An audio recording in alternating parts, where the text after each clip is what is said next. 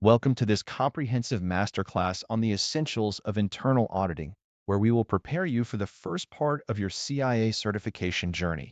In this initial chapter, we will lay the groundwork for your success by navigating the International Professional Practices Framework and understanding the logistics of your upcoming exam. Disclaimer: this course is an unofficial, independently produced study guide. It is not affiliated with, endorsed by, or connected to the Institute of Internal Auditors, IIA, or any of its certification programs. This content is for informational and educational purposes only and does not constitute professional auditing, financial, or legal advice. Students are encouraged to consult official EIA materials and qualified professionals for formal guidance. This course is meticulously designed to transform your understanding of internal audit standards from abstract concepts into a practical, professional skill set. We will guide you through the intricacies of the IPPF, ensuring you grasp the mandatory and recommended guidance that shapes the profession. Beyond the theory, you will learn how to build the right mindset, understand the nuances of the exam structure, and organize your study time effectively to ensure a passing score on your first attempt. We understand that pursuing a professional designation is a significant commitment, so we aim to provide clarity on every aspect of the process. From navigating the Pearson VUE testing environment and setting up your remote proctoring station to understanding CPE credits and membership benefits, we have covered all the logistical bases. You will emerge from this course not just with the knowledge to pass a test, but with a foundational expertise that will support your long-term career growth and professional development in the auditing field. Let us get started on this journey together. Welcome back to this exploration of the foundations of internal auditing. We will now examine the International Professional Practices Framework, or IPPF, which serves as the essential bedrock for everything an auditor does.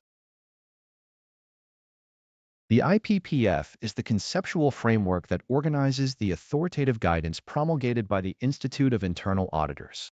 Think of it not merely as a collection of rules, but as the authoritative body of knowledge that defines the professional landscape for internal auditors worldwide. Without this structured guidance, the practice of internal auditing would lack the consistency required to build trust across different organizations and jurisdictions. The framework provides the necessary professional identity that distinguishes true internal audit functions from ad hoc operational reviews or simple compliance checks. By establishing a unified language and standard, the IPPF ensures that the profession maintains a high level of relevance in a rapidly changing global economy. We rely on this framework to align our activities with the expectations of stakeholders who demand objective assurance and insightful consulting services.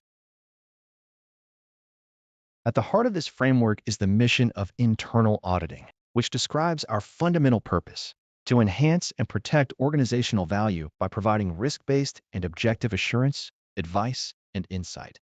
The IPPF is logically divided into mandatory and recommended elements, a distinction that is crucial for any aspiring CIA candidate to internalize. The mandatory elements include the core principles, the definition of internal auditing, the code of ethics, and the international standards for the professional practice of internal auditing. These components are non-negotiable and set the baseline for professional behavior, while the recommended elements, such as implementation guides, provide practical instructions for how to apply those standards in various environments. Understanding this hierarchy allows practitioners to navigate complex situations while remaining tethered to the fundamental requirements of their professional designation. The evolution of these standards reflects the professionalization of the audit industry over the decades as it transitioned from a purely financial verification role to a more strategic function. The process for setting these standards is rigorous, involving global consultation, feedback cycles through exposure drafts, and periodic reviews to ensure they remain current and applicable. Because internal audit is a global profession, the harmony of practices across borders is essential. This is why you will see the standards translated into many local languages and adopted by various regulatory bodies as benchmarks for good governance. This process of regulatory adoption and self-regulation ensures that the industry maintains its integrity as it grows. It also serves as a mechanism for benchmarking a department's performance against its peers, leading to a culture of continuous improvement that every audit leader should foster. Distinguishing internal audit from external audit is a core tenet of understanding the IPPF, as their roles and mandates differ significantly in scope. While an external auditor focuses primarily on financial statement accuracy, the internal auditor takes a much broader view of the organization. We evaluate the effectiveness of risk management, control, and governance processes, which encompasses everything from operational efficiency to legal compliance. This mandate is usually defined in the Internal Audit Charter, which formally establishes the authority and scope of the department within the organization. By adopting a disciplined approach to these evaluations, internal auditors provide the objective assurance that senior management and the board need to make informed decisions. This is the essence of adding value. We do not just find errors, we facilitate improvements that make the entire organization more resilient. See you in the next lecture. Welcome back. In this lesson, we will examine the distinction between mandatory and recommended guidance within the International Professional Practices Framework. The International Professional Practices Framework, or IPPF, acts as the conceptual blueprint for the internal audit profession. To navigate this framework effectively, you must understand that not all pronouncements carry the same level of authority. The framework is strictly bifurcated into two distinct categories: mandatory guidance and recommended guidance. Understanding this hierarchy is not merely a theoretical exercise, but a fundamental requirement for any internal auditor seeking to demonstrate professional competence. If you misinterpret these categories, you risk failing to comply with the essential benchmarks of the profession while potentially ignoring the flexible, practical tools designed to help you succeed. We will break down exactly how these two layers interact and why they exist in their current form. Mandatory guidance represents the non-negotiable bedrock of the profession. This category includes the core principles for the professional practice of internal auditing, the definition of internal auditing, the code of ethics, and the international standards for the professional practice of internal auditing. Conformance with these elements is not optional. It is an absolute requirement for all professional internal auditors. When we talk about mandatory guidance, we are describing the essential criteria by which the quality and legitimacy of internal audit activities are judged. If an audit function acts in a way that violates any of these mandatory components, it effectively ceases to operate as an internal audit activity under the II umbrella. These principles define the very identity of our work and set the minimum threshold for ethical and technical performance. In contrast, recommended guidance provides the practical methodology and tactical support needed to apply the mandatory standards effectively. This category encompasses implementation guides and supplemental guidance, which offer detailed approaches, specific techniques, and structured frameworks for various audit scenarios. Unlike the mandatory components, these documents are not strictly binding in their literal form, but they serve as the authoritative benchmark for best practices. Think of recommended guidance as a set of proven patterns. You are not strictly required to follow them verbatim, provided that you can demonstrate an alternative approach that still satisfies the intent of the mandatory standards. This flexibility acknowledges that audit environments vary significantly across different organizations and industries, and a one-size-fits-all approach would often be counterproductive. Exercising professional judgment is the bridge between these two types of guidance. When you decide to deviate from recommended guidance, you are not simply ignoring the advice. Rather, you are concluding that a different methodology is more suitable for your specific professional context. However, this freedom comes with a significant responsibility: documentation. You must maintain a clear, logical record explaining why you chose a different path and how that deviation still adheres to the core requirements of the international standards. A chief audit executive should always monitor these deviations to ensure that the audit function remains aligned with the overarching mission of internal audit. If you encounter jurisdictional conflicts where local laws or regulations supersede the IIA standards, you must prioritize the local requirements while communicating the necessary adjustments transparently to the board of directors or the audit committee. Effective communication with your stakeholders is inseparable from your understanding of this framework. When you present your internal audit charter or report on the results of quality assurance reviews, you need to clearly distinguish between where you follow mandated requirements and where you utilize recommended best practices. Stakeholders like the audit committee or senior management often equate following guidance with risk mitigation. So they need to understand the rigor behind your choices. Your quality assurance and improvement program must also embed these distinctions, as external assessors will use the mandatory guidance as their primary evaluation criteria. Ultimately, the framework acts as a safeguard, ensuring that regardless of the specific methodologies or tools you choose to employ, the fundamental principles of independence, objectivity, and professional rigor remain intact. I will see you in the next lecture. Welcome back, as we now turn our focus to the core principles for the professional practice of internal auditing, which serve as the essential bedrock for everything we do. In this lesson, we will dissect how these principles govern our daily conduct and strategic influence within an organization. To understand the core principles, one must first view them as a cohesive framework that demonstrates integrity and maintains an objective mindset in every engagement. Integrity represents the baseline expectation, where honesty and ethical behavior become the foundation upon which all trust is built with stakeholders and management. When an internal auditor maintains an objective mindset, they ensure that their conclusions are based on evidence rather than external pressures or internal bias. Competence is the silent partner to integrity, as it requires that we possess the knowledge and skills necessary to perform our duties effectively.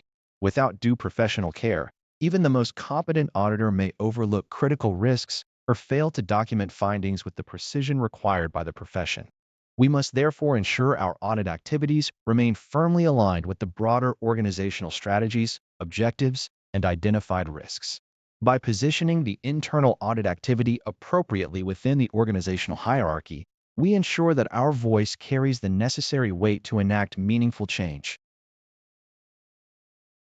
Effective internal auditing goes beyond mere compliance by being risk-based and providing insights that help the organization navigate its future. This proactive and future-focused approach transforms the audit function from a simple back-office check into a strategic partner that aids in driving organizational improvement. When we evaluate conformance with these principles, we are not just checking boxes, but are instead assessing the true maturity of the internal audit function. This maturity is reflected in our ability to provide value-add services that justify the resources allocated to us. We build trust not by simply producing reports, but by demonstrating an unwavering commitment to these principles throughout every phase of the audit process. Communicating a principle-driven approach to the board and management demonstrates that our findings are grounded in professional standards rather than personal opinion. This shift in perspective is what elevates an internal auditor from a technician to a trusted advisor who contributes to the long-term success of the entity. Integrating these principles into our methodology requires intentional effort, especially when drafting the audit charter or conducting strategic planning. The charter grants us the mandate to operate, but our commitment to the core principles determines the effectiveness of that mandate. We must embed these principles into our performance measurement systems to ensure that our metrics reflect quality and impact rather than just output volume. A robust quality assurance program, including both internal assessments and periodic external reviews, serves as a mechanism to confirm that we are living these principles. Continuous monitoring and the use of key performance indicators allow us to stay agile, promoting innovation and adaptability in frequently changing environments. Because modern organizations face increasing volatility, our resilience as an audit function depends on our ability to exercise professional skepticism. This skepticism is not about suspicion, but about a disciplined application of judgment that forces us to look deeper into the systems and processes we review. Ultimately, the core principles provide a shared language for all internal auditors, regardless of the industry or the specific regulatory environment in which they operate. By adhering to these standards, we ensure that our work remains consistent, professional, and impactful across the board. We are not just performing tasks, we are upholding the reputation of the profession and ensuring that stakeholders can rely on our assurance. When we speak of driving audit effectiveness and efficiency, we are referencing the tangible results of a team that fully embodies these foundational attributes. As we move forward, keep in mind that these principles are not static. They require constant vigilance and a commitment to continuous improvement. Your role is to foster an environment where these principles become second nature to your team's operations. This dedication to excellence is what separates a world-class audit function from a merely adequate one. I look forward to discussing the specifics of our reporting structures in our next meeting. Welcome back. Today we discuss the defining pillars of the internal audit activity through the formal audit charter. This lecture covers how a clear mandate establishes our authority, scope, and operational framework within the organization. The internal audit charter is essentially the constitution of your department. It sets the purpose, authority, and responsibility of the internal audit activity as required by the International Professional Practices Framework. Without a formal charter, auditors operate in a vacuum where their legitimacy is constantly questioned by management or other operational units. The board must formally approve this document as it outlines our mandate to access records, personnel, and physical properties. If you lack the explicit authority to examine specific assets, you will find your audit scope restricted when it matters most. Therefore, the Charter functions as a protective shield that grants us the necessary independence to perform our duties without fear of interference. It clarifies the distinction between assurance and consulting services while defining how those services are delivered across the organization. Functional reporting to the board and administrative reporting to executive management create a necessary tension in the reporting structure. This dual reporting arrangement ensures that while the chief audit executive manages day-to-day operations, the board maintains ultimate oversight. The charter must explicitly state this reporting relationship to insulate the chief audit executive from potential retaliation. You should view the charter as a living document that requires periodic review and updates to remain aligned with organizational goals. Changes in the business landscape or shifts in enterprise-wide risk profiles often necessitate revisions to the charter. When the charter is properly maintained, it signals to the organization that audit activity is a professional, authorized function rather than an ad hoc investigation team. By establishing this clear baseline, you ensure that the audit function operates with the authority of the highest governing body. Resourcing models such as in-house, co-sourcing, or full outsourcing require careful management within the constraints defined by the charter. Whether you are using internal subject matter experts or external consultants, the accountability for audits remains within the audit activity. Establishing clear lines of responsibility helps manage stakeholder expectations, particularly regarding the limitation of scope for certain engagements. Conflicts of interest represent a significant risk, and the charter serves as the primary mechanism for defining how these are identified and resolved. By articulating the roles and responsibilities of the audit staff, the document fosters accountability during team delegations. Quality assurance is also baked into the charter, as it serves as the foundational document for both internal assessments and external peer reviews. When you benchmark your practice against best practices, the charter is the standard against which your adherence to the internal audit standards is measured. The credibility of the internal audit activity depends heavily on its ability to communicate this charter effectively across the entire organization. Every member of the organization should understand the authority possessed by the audit team and where that authority originates. If the business units view audit as a mysterious or invasive force, they are much less likely to cooperate during engagement planning or fieldwork implementation. Transparency about our purpose and the limits of our influence helps build a culture of mutual respect and cooperation. As you integrate your charter into your daily operational rhythm, keep a record of its validation against the current needs of the business. You need to ensure that the document remains consistent with the mandatory guidance provided by the global standards. Without this regular alignment, your audit function risks becoming a legacy process that no longer serves the strategic objectives of the firm. I will see you in the next lecture. Welcome back. We are going to dive deep into the mandatory ethical framework that defines our profession through the Code of Ethics. The Code of Ethics is the bedrock upon which the entire internal audit profession is built, serving not just as a set of rules, but as a compass for professional behavior. It exists to provide the necessary trust that stakeholders place in our work, which is fundamentally essential when we provide independent and objective assurance. The code is structured into four core principles: integrity, objectivity, confidentiality, and competency. These principles are supported by rules of conduct, which serve as behavioral guidelines to assist practitioners in applying these abstract principles to the concrete reality of the workplace. If you think of these principles as the high-level intent, the rules function as the implementation details that prevent ethical drift. Mastering these is not just for the exam. It is a prerequisite for maintaining the credibility required to perform your duties effectively. Integrity serves as the first and perhaps most vital pillar, as it establishes the trust upon which our reliance is predicated. By having integrity, an internal auditor performs work with honesty, diligence, and responsibility, while observing the law and making disclosures expected by the law and the profession. It means you do not knowingly become a party to any illegal activity or engage in acts that are discreditable to the profession. Objectivity, the second principle, demands an impartial, unbiased mental attitude which allows auditors to perform engagements in such a manner that they have an honest belief in their work product. This means you must not sacrifice quality for judgment and must avoid any conflicts of interest that could cloud your professional opinion. If we lose our objectivity, we effectively lose our value as an assurance provider. Confidentiality involves being prudent in the use and protection of information acquired in the course of your duties. You must not use information for personal gain or in any manner that would be contrary to the law or detrimental to the legitimate and ethical objectives of the organization.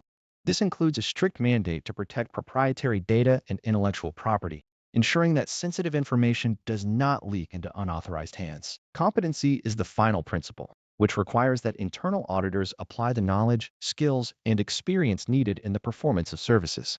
You should only engage in those services for which you possess the requisite qualifications, which necessitates a commitment to continuous professional development. If you do not maintain technical excellence, your audit findings lose their technical validity. Applying these guidelines to daily activities is where theory meets the friction of organizational reality. Managing ethical dilemmas requires you to recognize conflict early and address it through established organizational reporting mechanisms, such as whistleblowing policies. When navigating a potential breach, you must look to the organizational culture and the tone at the top set by senior management and the board. An auditor should be an active participant in promoting an ethical climate, sometimes even through conducting dedicated ethics audits or investigations. This is not about being a corporate police officer, but rather about ensuring that the control environment is strong enough to discourage unethical behavior. When you see a deviation from the standards, the expectation is that you resolve these through appropriate communication channels rather than ignoring them. In practice, the duty to maintain competency implies that you must recognize your own limitations and seek assistance or further training when an engagement requires expertise you do not currently possess. This often involves collaborating with specialists or requesting access to specific resources that allow you to meet the standards for due professional care. Simultaneously, you must ensure that your reliance on these sources of knowledge does not compromise your independence. The Code of Ethics is a living document, requiring constant attention to how your specific choices align with global professional standards. Adhering to these principles ensures that your work remains defensible and that you consistently add value to your organization by maintaining high ethical standards. See you in the next session. Welcome back. In this session, we transition from the theoretical definitions of the Code of Ethics toward the practical application of these standards when faced with complex, real-world dilemmas. To operate effectively as an internal auditor, you must bridge the gap between abstract principles, like integrity and objectivity, and the messy reality of corporate pressure. Management often prioritizes short-term financial targets, which can create significant strain on your mandate to provide independent assurance. When you encounter a request to omit specific findings from an audit report or to downplay a control weakness, you are not merely having a disagreement about accounting methods. You are facing a test of your professional integrity. Integrity requires you to be forthright, even when the truth is inconvenient. It means resisting the temptation to be a team player at the expense of your duty to the organization's stakeholders. Practicing professional skepticism here means questioning the motivation behind management's requests rather than accepting them at face value. Essentially asking yourself if the proposed action complies with both the letter and the spirit of the internal audit charter. Objectivity is often threatened when an auditor performs a consulting engagement in one area and is subsequently tasked with performing an assurance engagement in the same area. The danger lies in the self-review threat, where you might be subconsciously inclined to defend the solutions you helped implement earlier. To mitigate this, documentation of your ethical rationale is non-negotiable. By maintaining clear records of how you arrived at your decisions, especially when you have consulted with legal counsel or the chief audit executive regarding potential impairments, you create an audit trail for your own conduct. This documentation serves as a reflective tool that helps you objectively analyze whether your involvement has truly compromised your future independence. If you find that your objectivity is compromised by a previous consulting role, you must disclose this impairment immediately, as transparency is the only viable path to maintaining trust within the organization. Confidentiality requires a disciplined approach to information management, particularly in the modern landscape of data analytics and artificial intelligence. You might have access to privileged information that, if leaked, could lead to insider trading or severe reputational damage to the firm. Applying an ethical framework means that you treat data protection not just as an IT security issue, but as a core component of your professional duty. When you see advanced technologies producing unexpected outputs, your responsibility is to verify the ethics of the underlying algorithm, ensuring that data is used in alignment with the organization's policies and legal requirements. If you perceive a gap between the output generated by an AI system and the established ethical standards of your practice, you must investigate the root cause rather than dismissing the observation as a technical error. Globalized organizations present additional challenges where cultural norms might clash with a standardized code of ethics. What constitutes a standard business gift or a networking practice in one jurisdiction might be interpreted as a bribe or an improper benefit in another. You must navigate these cross-cultural nuances by anchoring your actions in the core principles of the IIA, ensuring that local practices do not lead to a breach of your fundamental ethical obligations. Resolution of such conflicts is rarely a solo endeavor. It involves consulting with your ethics officer and utilizing formal decision-making models to evaluate the situation from multiple perspectives. If you suspect an ethical failure has occurred, a root cause analysis is essential to understand whether the failure was an isolated incident or symptomatic of a weak culture. Promoting a strong tone at the top, supported by rigorous ongoing training, is the most robust defense against the erosion of ethical standards in your organization. I will see you in the next lecture.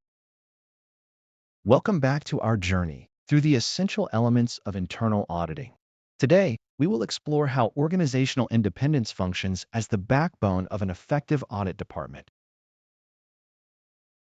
Organizational independence is not merely an abstract concept or a bureaucratic box-ticking exercise. It is the fundamental structural condition that allows the internal audit activity to fulfill its mandate without interference. According to the International Professional Practices Framework, or IPPF, independence is defined as the freedom from conditions that threaten the ability of the internal audit activity to carry out its responsibilities in an unbiased manner. To achieve this, the internal audit activity must be situated in a way that its head, the chief audit executive, reports to a level within the organization that allows the internal audit activity to fulfill its responsibilities. This typically translates into a dual reporting line structure. The functional reporting line connects the audit activity to the board or its audit committee, which provides the necessary cover to challenge senior management when the situation demands it. This functional independence ensures that the activity remains free from the undue influence of those whose actions or departments are being audited. When we discuss functional reporting, we are talking about the mechanisms that safeguard the authority and autonomy of the internal audit function. The board or audit committee holds the primary responsibility for approving the formal audit charter, which documents the purpose, authority, and responsibility of the internal audit activity. Because the board has the final say on the risk-based audit plan, the budget, and the allocation of human and financial resources, the audit department is insulated from operational management pressure. This arrangement empowers the chief audit executive to report critical findings directly to the board without requiring prior approval from the chief executive officer or other operational leaders. Furthermore, the board is responsible for significant administrative decisions regarding the chief audit executive, including their appointment, removal, and remuneration. If management could unilaterally fire or punish the internal audit leader, the threat of reprisal would inevitably undermine the auditor's willingness to report uncomfortable truths. In contrast to the functional reporting line, the administrative reporting line links the internal audit activity to the chief executive officer for the day-to-day management of the department.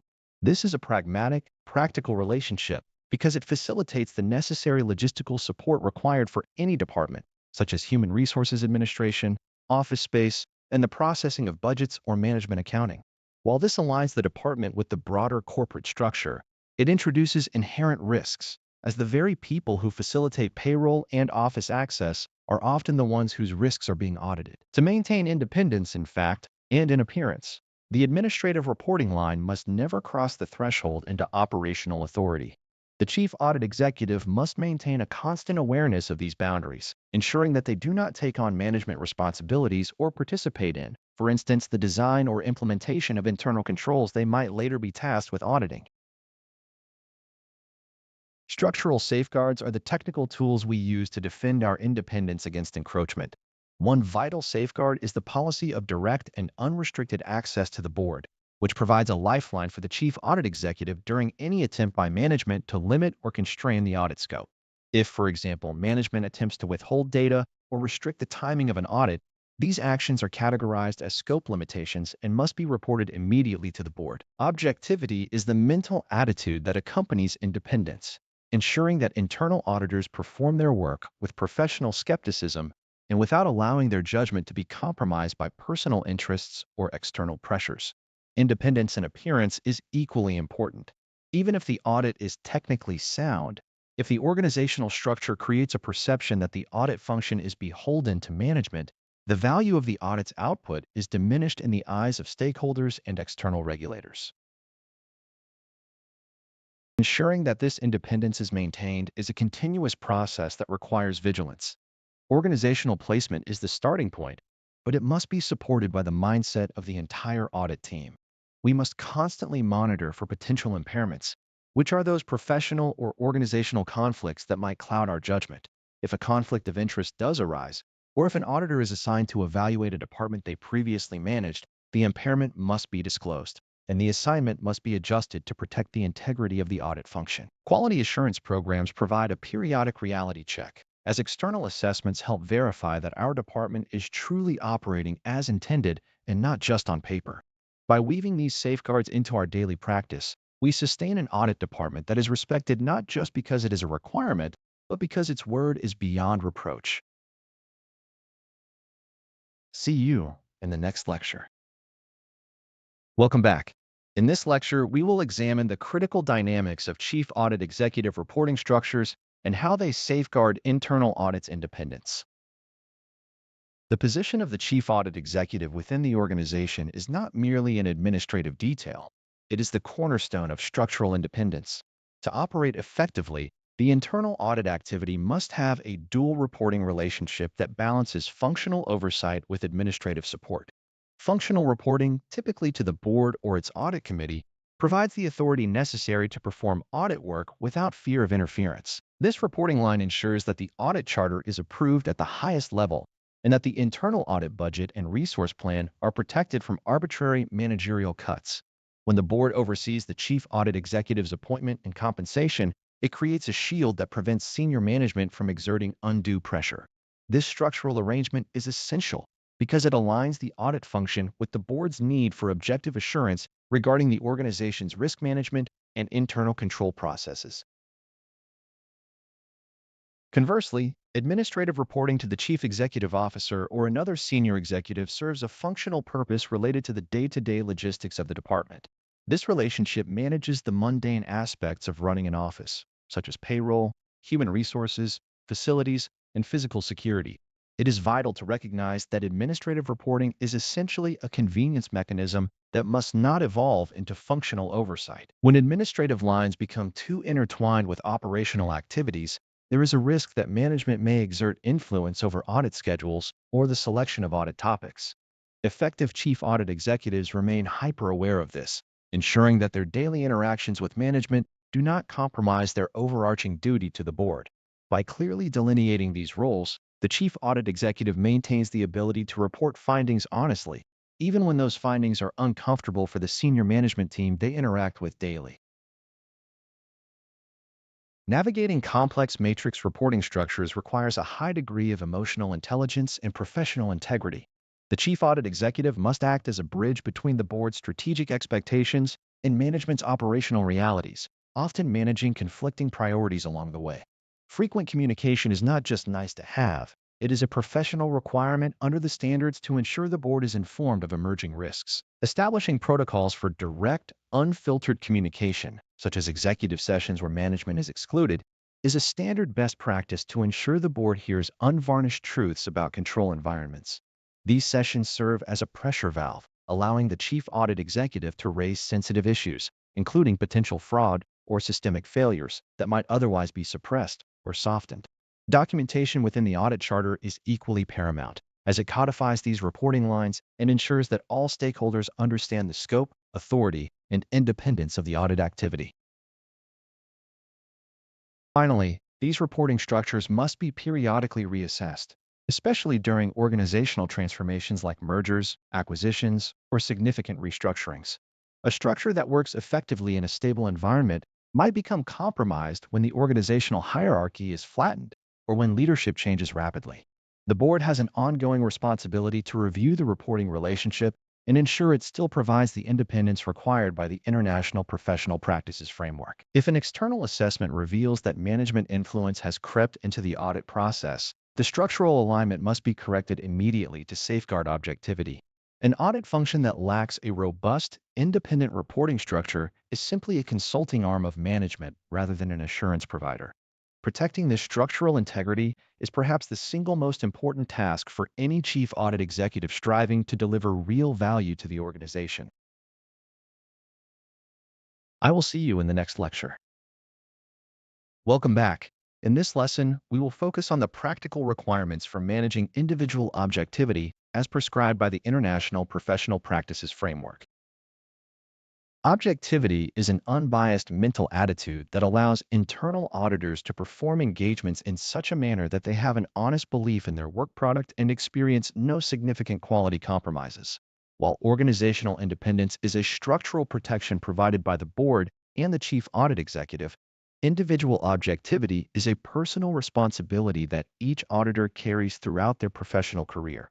Maintaining this mindset requires a high level of professional skepticism, which is the tendency to remain cautious and questioning when evaluating evidence rather than accepting information at face value. An auditor must constantly assess their current work against potential biases, ensuring that their conclusions are based entirely on factual evidence and audit criteria rather than personal interests or outside pressures.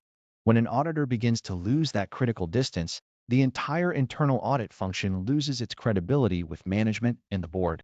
Achieving this state of mind is not a one-time event, but a continuous process of disciplined self-reflection that must exist before, during, and after every engagement. Threats to objectivity typically manifest in several recognizable forms, most notably including self-review, familiarity, and conflict of interest scenarios. A self-review threat occurs when an auditor provides assurance on a process that they previously designed, implemented, or operated, making it incredibly difficult to objectively criticize their own past work. Familiarity threats arise through long-standing relationships with specific auditees or departments, where the auditor grows too comfortable and begins to accept the status quo without sufficient questioning. An undue influence threat emerges when management or other stakeholders exert pressure on the auditor to limit the scope of the engagement or suppress unfavorable findings. Furthermore, a self-interest threat exists if an auditor has a direct financial or personal stake in the outcome of an audit, while an advocacy threat arises if the auditor promotes the auditee's cause to a point where their objectivity is compromised. Identifying these risks requires the auditor to be aware of their own psychological biases and the external factors that could sway their professional judgment toward a desired, yet illegitimate, outcome. Mitigation strategies must be robust enough to address these threats before they escalate into actual impairments of the internal audit function. One common approach involves rotating audit assignments to prevent the development of overfamiliarity with specific business units or auditees over extended periods. Implementing mandatory disclosure policies where auditors must declare potential conflicts of interest before the start of an assignment creates a record of transparency that allows the chief audit executive to make informed reassignment decisions. Many organizations establish cooling off periods for auditors who have transitioned from operational roles into the internal audit department, ensuring they do not audit processes they once controlled. Supervisory reviews of audit work papers are also essential, as they provide a second pair of eyes to verify that the auditor's findings and conclusions remain grounded in evidence rather than subjective opinion. Finally, cultivating a culture of openness where auditors feel safe reporting potential threats to their objectivity without fear of retaliation is the most effective way to ensure the long-term integrity of the audit process.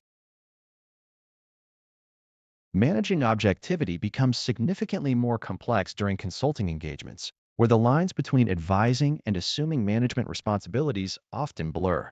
An auditor must ensure that they do not perform management functions, such as making final decisions or setting policy, as doing so would effectively disqualify them from auditing those same areas in the future. Maintaining an objective mindset in this context requires the auditor to offer expertise and recommendations while leaving ownership of business choices and implementation squarely in the hands of management. Reward systems and bonus structures within the internal audit department must be scrutinized to ensure they do not incentivize auditors to find only positive results or to avoid difficult topics that might offend key management figures. Regular, recurring training programs on ethical behavior and individual objectivity reinforce the importance of these standards, ensuring that every team member understands their obligations. Documenting how potential impairments were navigated, managed, or removed provides an audit trail that demonstrates to external quality assessors the commitment of the department to its fundamental ethical pillars. See you in the next lecture. Welcome back. In this lecture, we will examine the mechanisms that compromise the autonomy of the internal audit function and the individual auditor.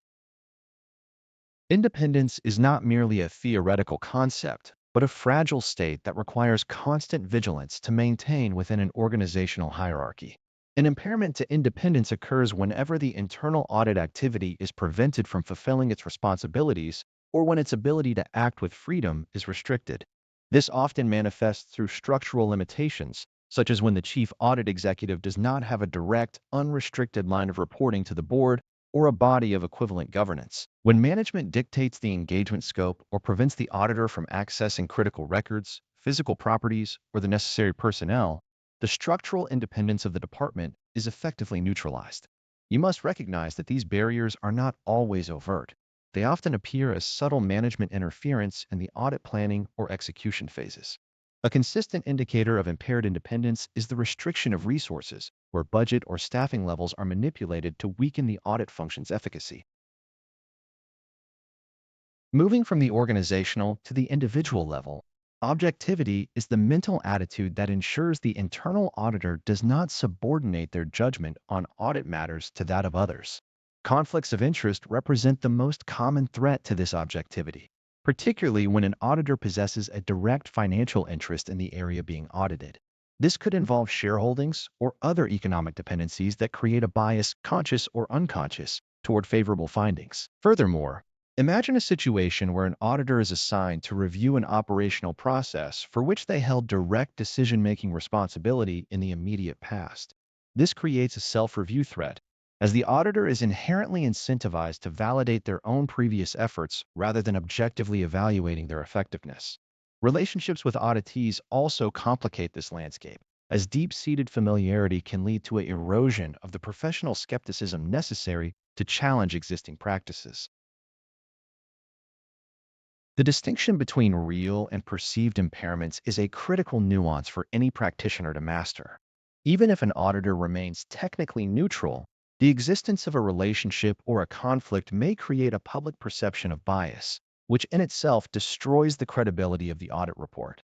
Advocacy threats arise when the auditor becomes a cheerleader for the auditee, perhaps by promoting their interests rather than providing a balanced assessment, which effectively disqualifies the auditor from acting as an independent observer. To combat these forces, internal audit departments must implement robust safeguards, such as rotating audit assignments or mandating that auditors disclose any potential conflicts before an engagement begins. It is equally vital to identify subtle forms of undue pressure or influence exerted by management, which might manifest as suggestions to ignore specific control weaknesses or prioritize low-risk tasks over high-risk areas. Effective continuous monitoring for emerging impairments requires a culture where open communication is not only encouraged, but expected.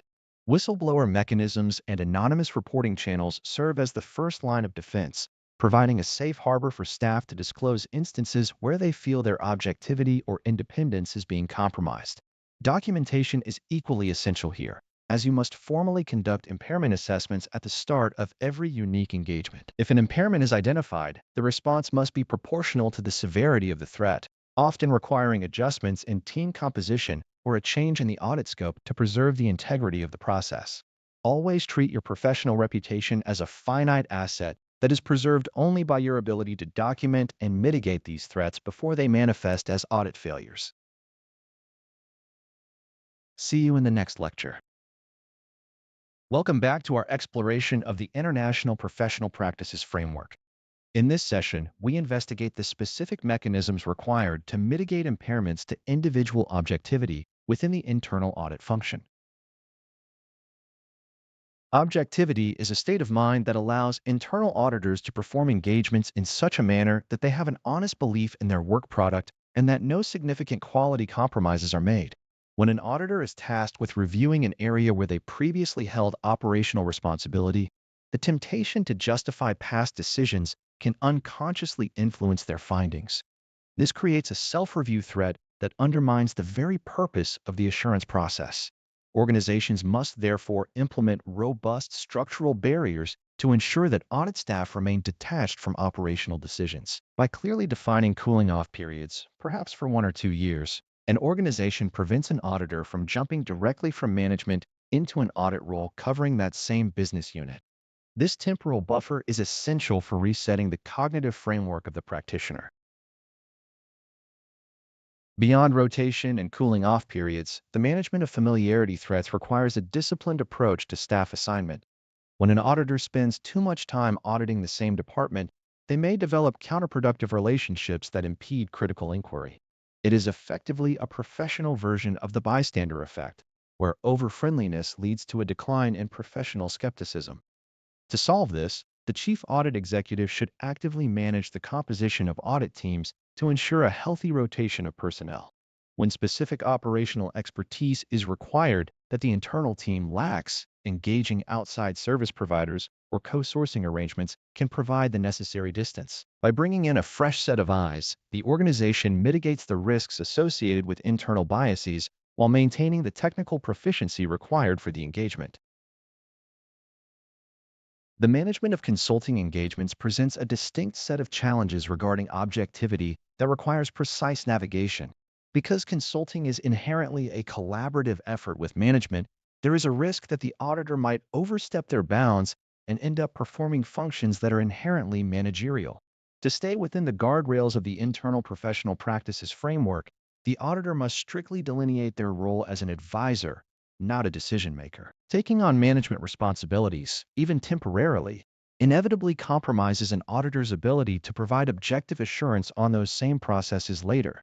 Should the internal audit function be asked to facilitate risk assessments or design controls, this must be explicitly communicated and approved by the audit committee.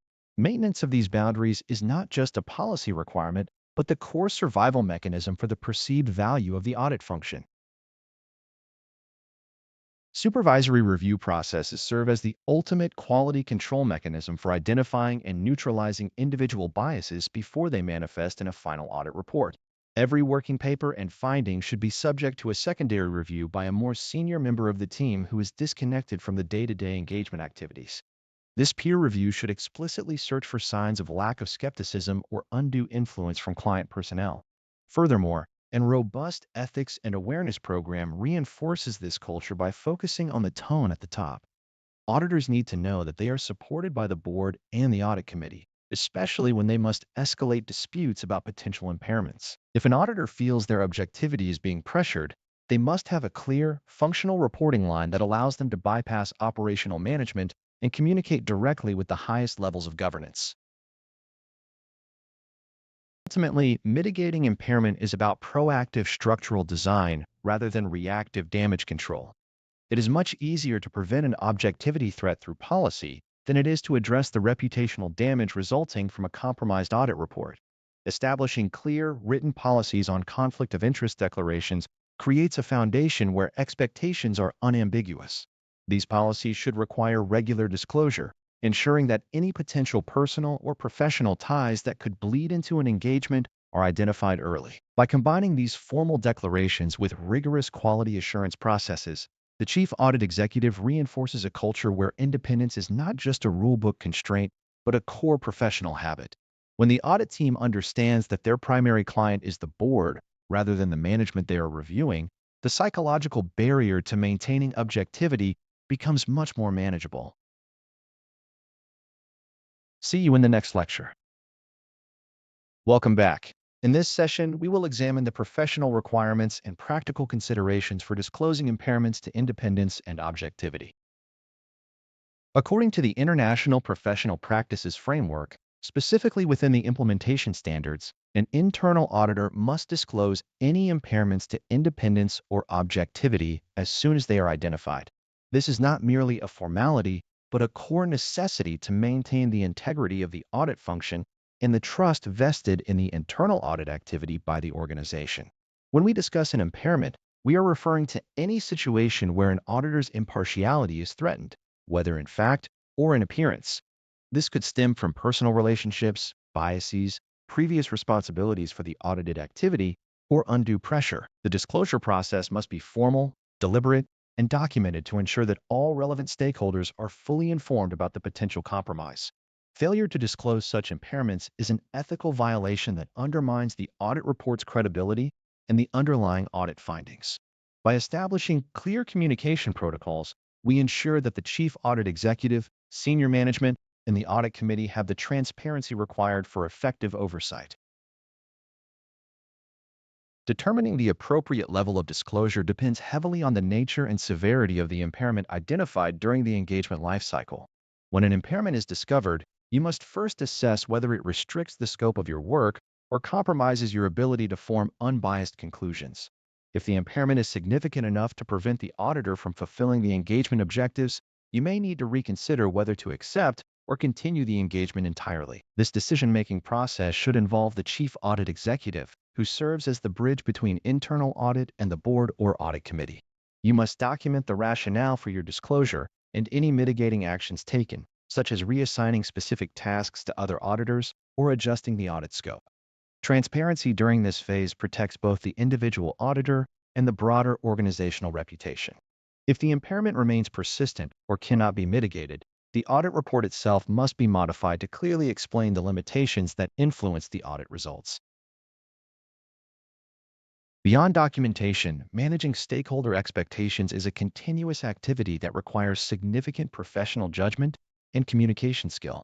When an impairment is discovered during or after an engagement, you must evaluate the impact on previously issued reports and decide if communication with external auditors or regulators is required. This integration of transparency into your processes is actually part of a larger quality assurance and improvement program that monitors the effectiveness of your mitigation strategies. By analyzing these situations after they occur, you can update your internal policies and procedures to prevent similar issues from arising in future audits. Training and awareness programs should focus on fostering a culture of openness, where internal auditors feel safe reporting potential conflicts without fear of retribution. Promoting professional skepticism and ethical behavior is the most effective safeguard against situations requiring disclosure. Ultimately, the goal is to ensure that the audit process remains credible, regardless of the challenges encountered during the audit fieldwork. See you in the next lecture. Welcome back. In this lesson, we explore the essential internal auditor knowledge requirements that underpin a high-performing audit function, as outlined in the International Professional Practices Framework. To function effectively within an organization, an internal auditor must possess a robust combination of technical knowledge and soft skills that align with the strategic audit plan. The IIA's competency framework identifies core domains that every practitioner should cultivate to maintain professional standards. At the center of this requirement is a deep understanding of the IPPF, which serves as the bedrock for all audit activities. Proficiency is not merely about understanding accounting principles, but about mastering internal audit methodologies, risk management, and control frameworks like COSO ISO 31000, and COBIT. An auditor who lacks a grasp of these frameworks may find it difficult to provide assurance that is relevant to the modern governance landscape. By mapping these technical requirements against the organization's current risk profile, an audit leader can identify critical skill gaps that need immediate attention. This assessment process is the first step in ensuring that the internal audit department remains a strategic partner to the business rather than just a compliance function. Beyond technical frameworks, modern internal auditing demands significant business acumen and an appreciation for the specific industry in which the organization operates. You cannot audit a process you do not understand, so knowledge of operational workflows, digital transformation initiatives, and relevant legal and regulatory environments remains constant. This includes an understanding of data analytics and IT auditing, as these are no longer optional specializations but requirements for any auditor dealing with complex data environments. For instance, an auditor who understands how to query a database to identify anomalies in procurement patterns provides far more value than one relying solely on manual sampling. In addition to technical aptitude, the ability to think critically when evaluating organizational needs is paramount to successfully scoping an audit assignment. When you define the scope of your work based on a thorough understanding of the organization's strategic objectives, you demonstrate the level of professionalism and foresight expected of an internal auditor.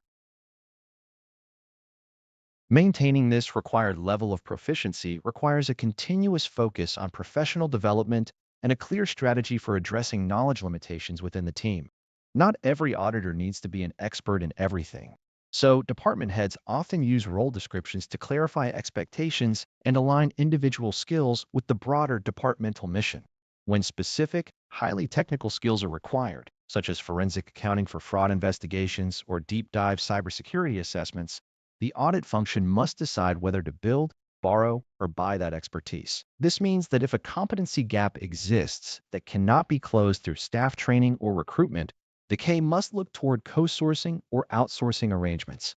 Effectively leveraging outside service providers while maintaining ownership of the audit results is a skill in itself.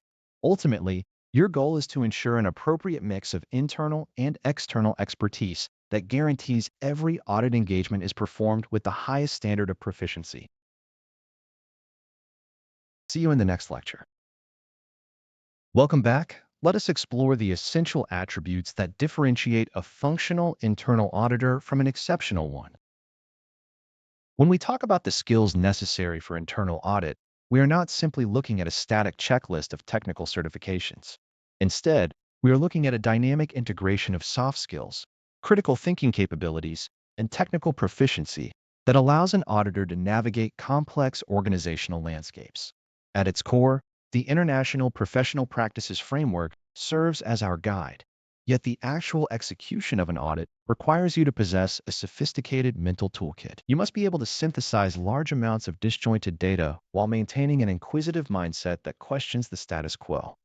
If you only focus on the mechanics of auditing, you will inevitably miss the nuances of organizational strategy and operational risks. Therefore, developing a robust set of interpersonal skills is as critical as mastering data analysis or financial management protocols. Critical thinking involves more than just identifying problems. It is about performing root cause analysis to understand why a control failed in the first instance. You must be able to evaluate evidence with a high degree of professional skepticism, which means you do not take assertions at face value regardless of their source. Data analytics tools are increasingly vital in this process, allowing you to move beyond sample-based testing to interrogate entire populations of transactions. However, even the most advanced data analysis is useless if you cannot translate its output into actionable insights for management. Technical proficiency also requires you to understand the underlying IT systems that support business processes, as these are often the primary vehicles for both risk and control efficacy. Without a grasp of how technology interacts with business operations, your audit findings may lack the necessary depth and business acumen. Interpersonal skills form the bedrock of your relationship with various stakeholders across the organization. You need to be adept at interviewing techniques that elicit truthful and comprehensive information, even when you are managing difficult conversations. Active listening is often overlooked, yet it is the primary tool available to you during the audit engagement to uncover potential gaps in control design. When you encounter resistance, you must be capable of navigating internal politics through negotiation and influence rather than relying solely on your formal authority. Building trust and credibility is not a one-time event. It is the result of consistent, objective performance over time. If stakeholders do not perceive you as a credible partner, they will be less likely to share the tacit information that often leads to meaningful audit discoveries. Effective communication is the bridge between your findings and organizational improvement. Whether you are drafting a formal audit report or presenting to an audit committee, you must be able to distill complex issues into clear, concise, and objective conclusions. Written reports should be structured to highlight the risk, the impact, and the recommended path forward without burying the audience in unnecessary technical jargon.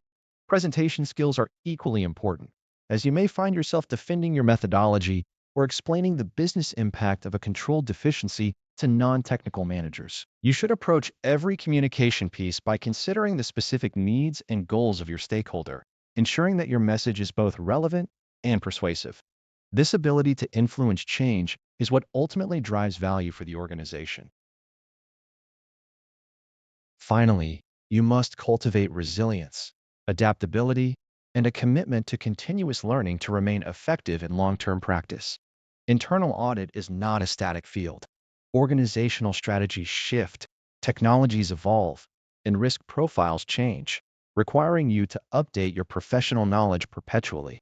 Project management and time management are the operational disciplines that allow you to balance these competing demands while meeting engagement deadlines. You must also consider your role in the broader team, focusing on collaboration and the mentoring of other audit staff to raise the quality of the department as a whole.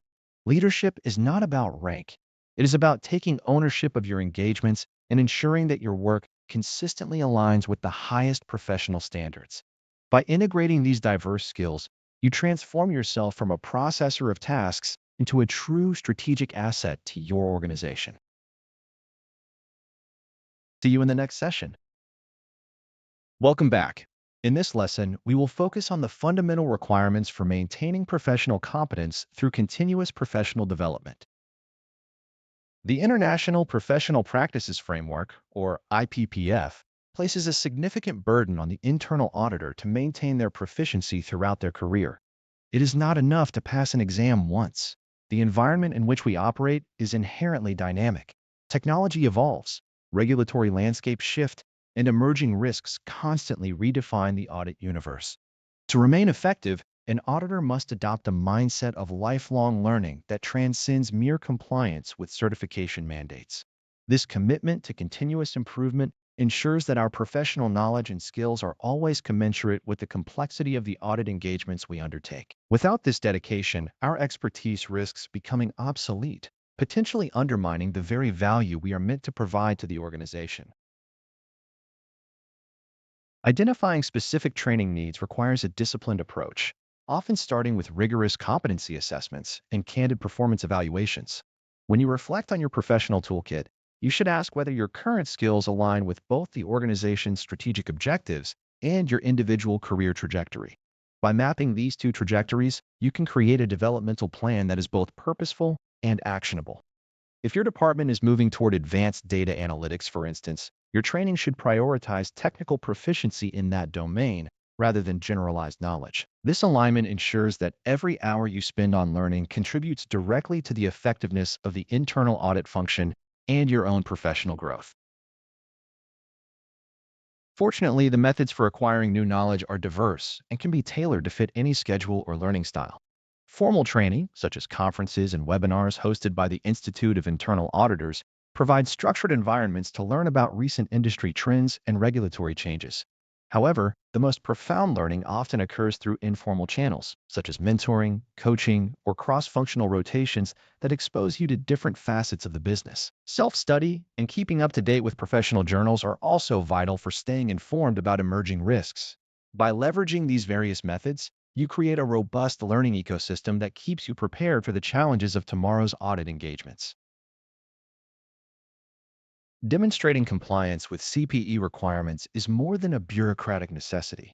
It is a way to track your professional investment.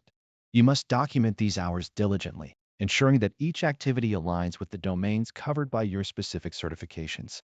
Beyond simple record keeping, the essential task is to evaluate the effectiveness of these programs. Did the training actually improve your ability to identify control weaknesses or address complex risk scenarios? If the answer is no, you should pivot your development strategy toward formats that yield better practical results. This evaluative cycle helps you foster a culture of professional excellence, where knowledge is not just consumed, but shared within the audit team to elevate the collective standard. The goal is to cultivate a culture where continuous learning is seen as an integral component of our professional identity. By proactively adapting to new industry standards and technologies, you ensure that the internal audit function remains a relevant and trusted advisor to the board and senior management. This approach ultimately mitigates the risk of professional stagnation and aligns your individual expertise with the highest standards of the profession. See you in our next session. Welcome back. Today, we are exploring the concept of due professional care as established within the International Professional Practices Framework. When we talk about due professional care, we are essentially discussing the standard of conduct expected of an internal auditor who acts with competence and diligence. It is not about reaching perfection or guaranteeing that an audit will uncover every possible irregularity within an organization. Instead, it involves applying the care that a reasonably prudent and competent auditor would apply in the same or similar circumstances. This benchmark is inherently tied to the complexity of the engagement, the materiality of the issues being assessed, and the level of risk associated with the processes under review. You should always consider whether your planned work is sufficient to meet the engagement objectives while balancing the cost of assurance against the potential benefits to the organization. This balance requires a nuanced understanding of how governance, risk management, and control processes function in practice.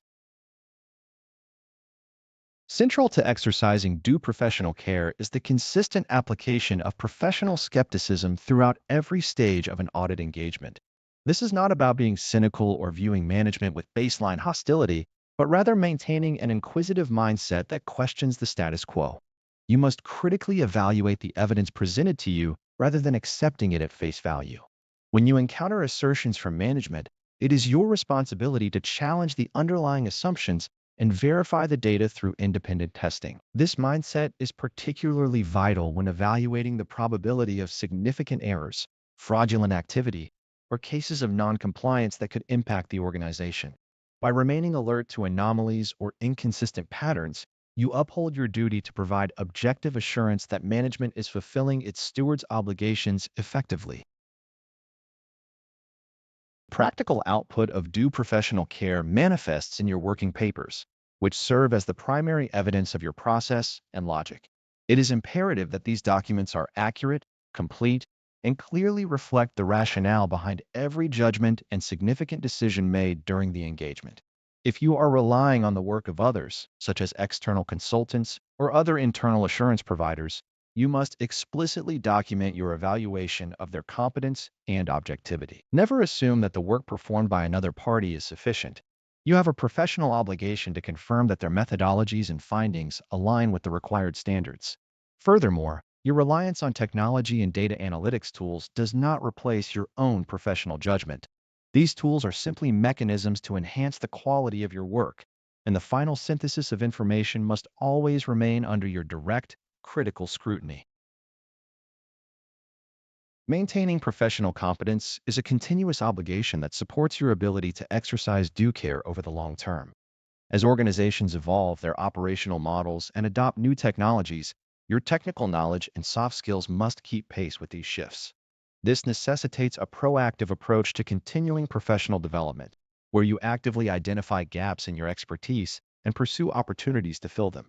If you find yourself in a situation where you lack the necessary proficiency to perform an engagement adequately, you must communicate this to management immediately. You have an ethical duty to either acquire the necessary skills, utilize appropriate outside expertise, or decline the assignment if the risk to the organization, due to your lack of qualification, is too high.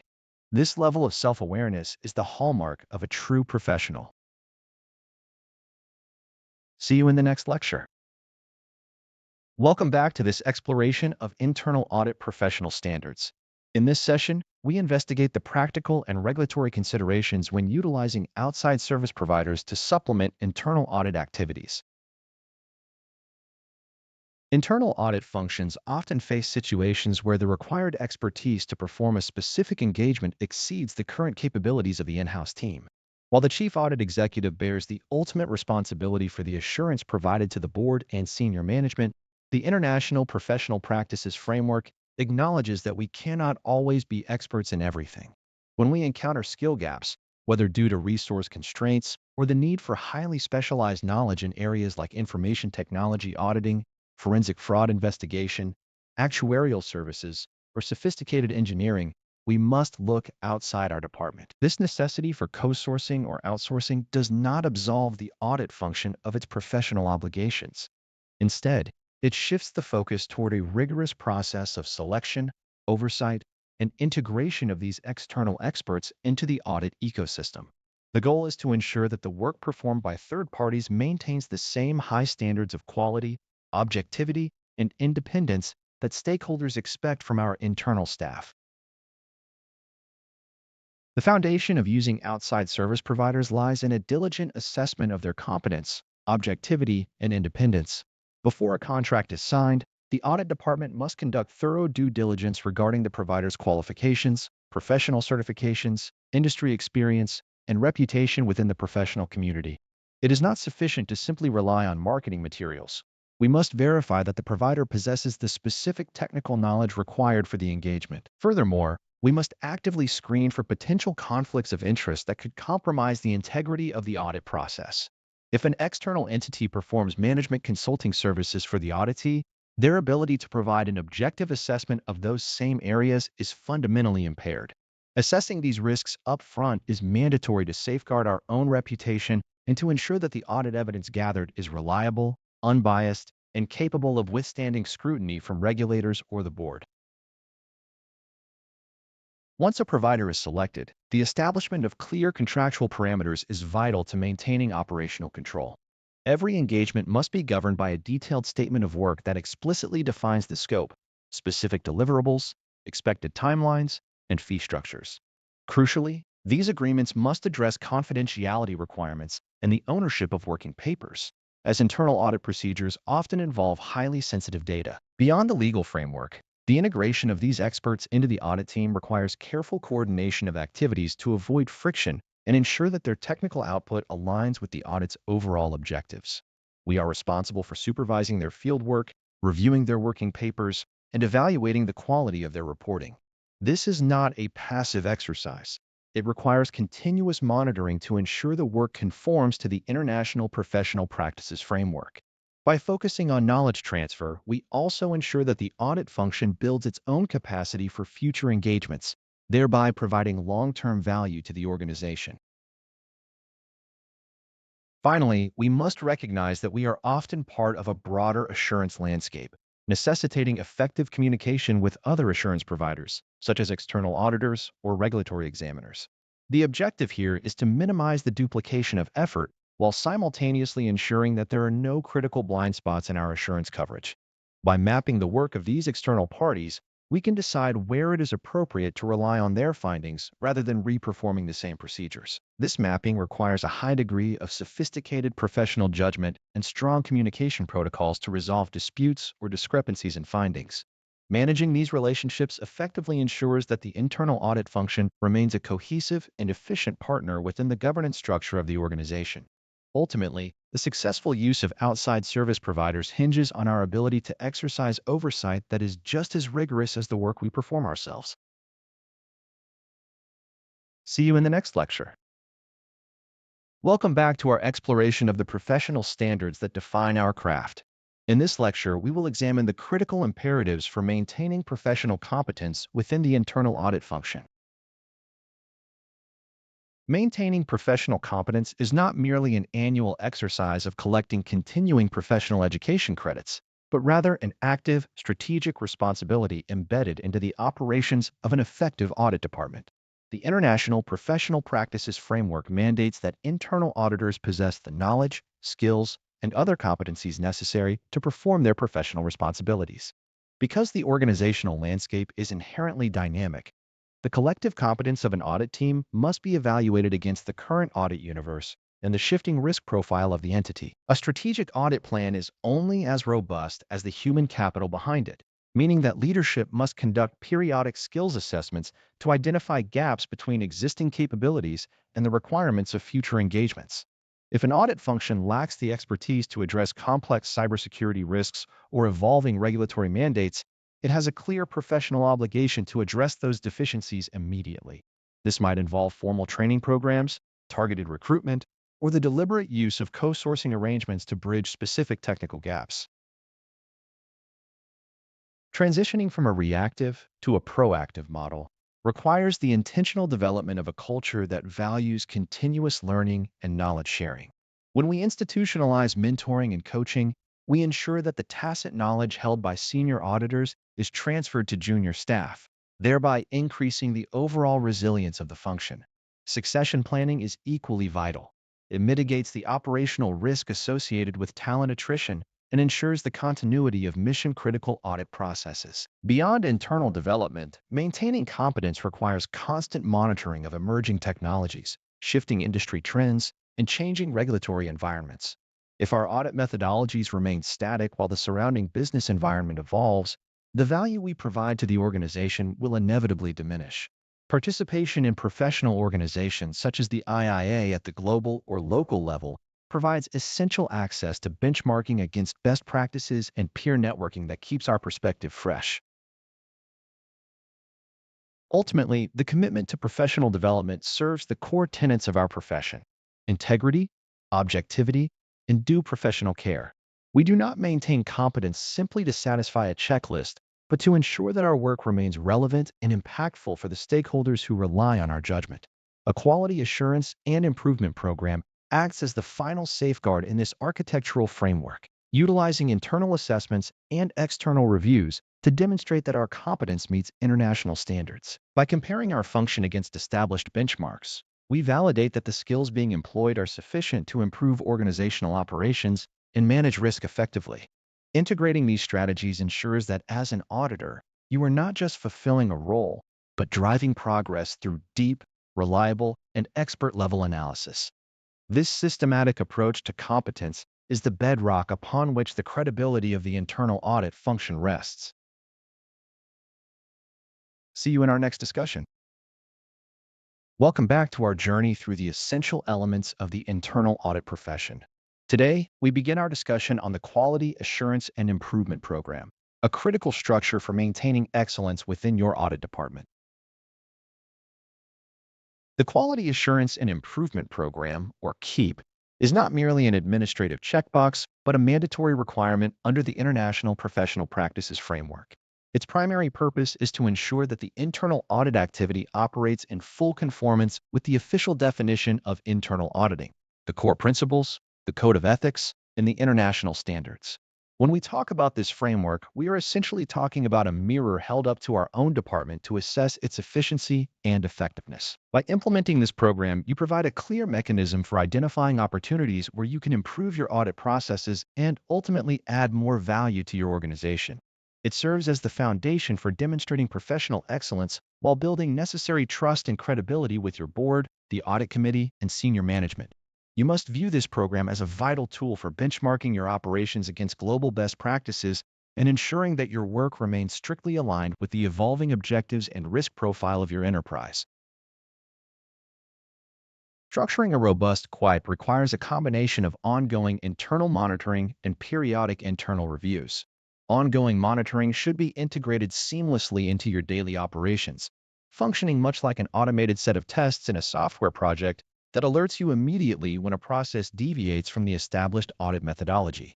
Periodic reviews, on the other hand, provide a deeper, more systematic evaluation of the audit charter, the allocation of your human and financial resources, and the quality of your engagement documentation. We also consider stakeholder satisfaction as a key metric, ensuring that the services we provide are hitting the mark in terms of relevancy and impact.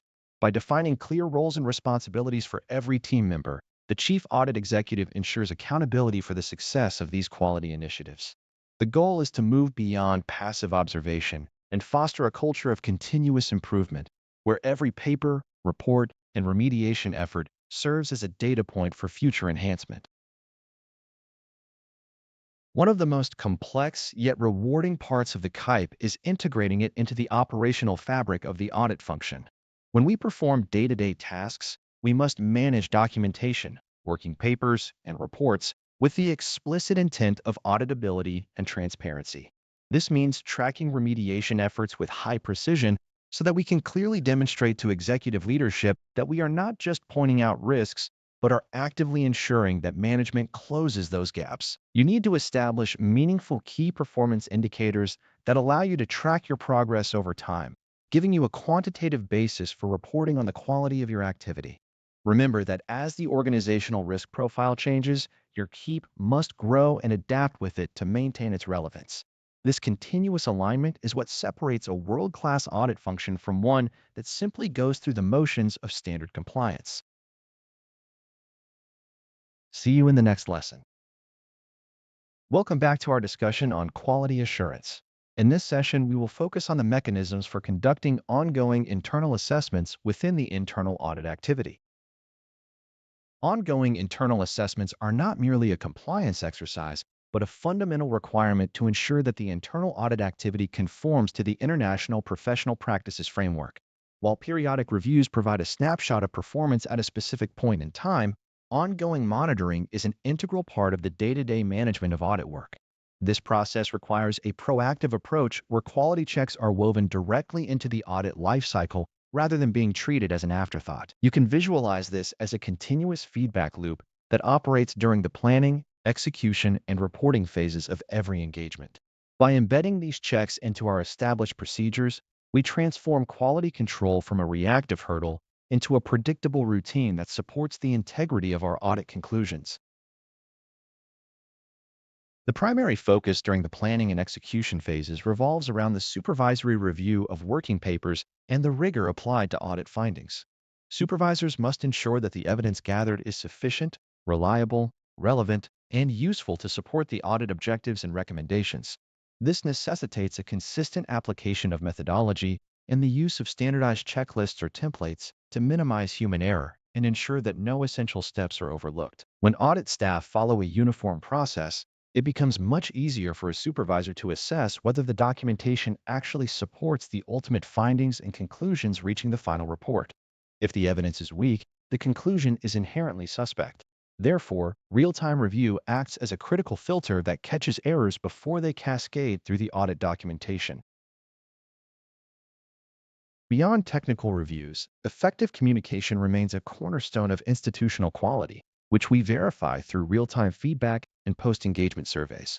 Gathering input from auditees immediately after an engagement concludes provides unbiased data regarding the professionalism, clarity, and value provided by the audit team.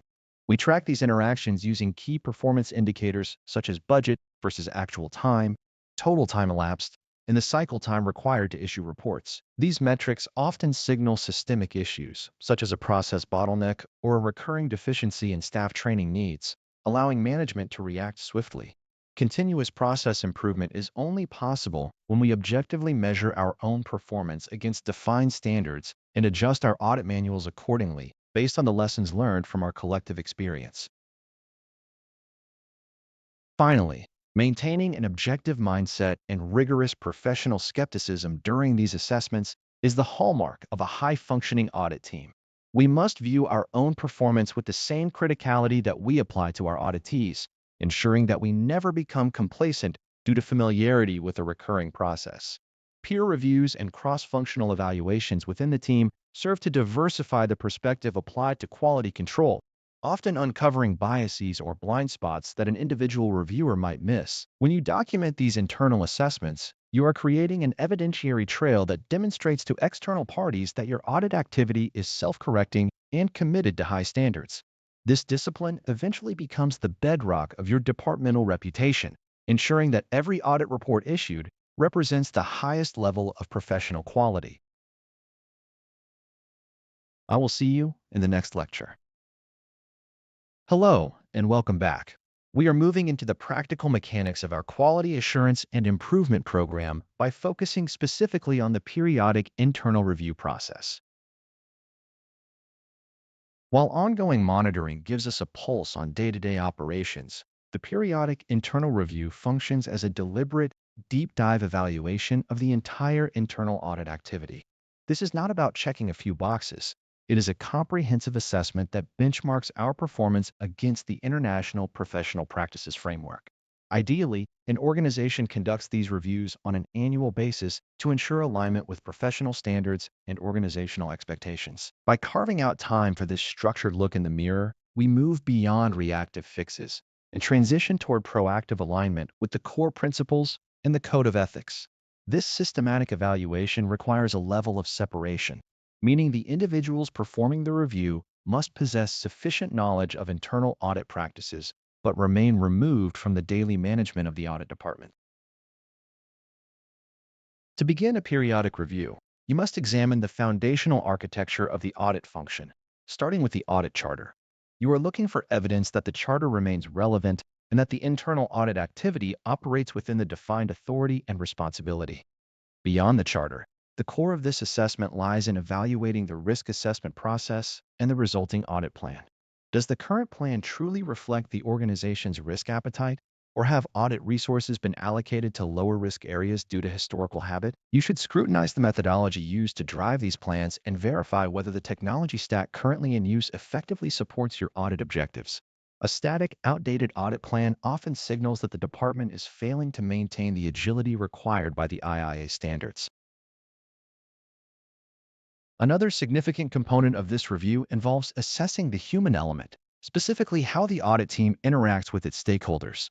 You need to gather qualitative and quantitative data by interviewing board members, members of senior management, and various auditees who have experienced recent engagements. These conversations are vital for measuring stakeholder satisfaction and identifying gaps where the audit activity might be perceived as a hindrance rather than a value-added partner. Questions should focus on whether the communication is clear, whether audit findings are constructive, and whether the timing of engagements is appropriate for the business cycle. This feedback loop is often where you uncover the most actionable insights for improving the reputation and effectiveness of the audit department. Furthermore, you must delve into the quality of the technical work products, specifically by reviewing a representative sample of past audit engagements. This involves examining working papers, planning documents, and final reports to ensure they meet both the internal quality standards and the broader professional requirements. You are looking for consistency in how evidence is gathered, analyzed, and documented to support the final conclusions. If you find that the testing procedures lack depth, or that the report recommendations are disconnected from the primary risks identified, you have found a clear gap in the quality assurance process. These findings must be synthesized to highlight specific strengths and weaknesses within the team's professional execution. The culmination of this review process is the generation of a formal report for the Chief Audit Executive. This report must clearly enumerate the identified gaps and propose a remediation plan that tracks the implementation of corrective actions over time. It is not sufficient to simply highlight a problem. You must offer a way forward that maps back to the professional standards. Once the report is finalized, the results are typically communicated to senior management and the board to confirm continued support and transparency. This reporting loop closes the circle of the quality assurance process and sets the stage for the next cycle of improvement. I will see you in the next lecture. Welcome back to our exploration of the Quality Assurance and Improvement Program. Today, we will focus on the specific requirements for external assessments as mandated by the International Professional Practices Framework. The International Professional Practices Framework mandates that internal audit activities undergo an independent external assessment at least once every 5 years. This requirement exists to provide an objective evaluation of whether the internal audit function adheres to the code of ethics and the standards. While ongoing internal assessments provide real-time monitoring, An external perspective introduces a necessary level of detachment that internal staff simply cannot achieve. By bringing in a qualified, independent party, the organization ensures that the audit function is not merely marking its own homework. This process is essential for maintaining the credibility of the internal audit activity in the eyes of the board and senior management.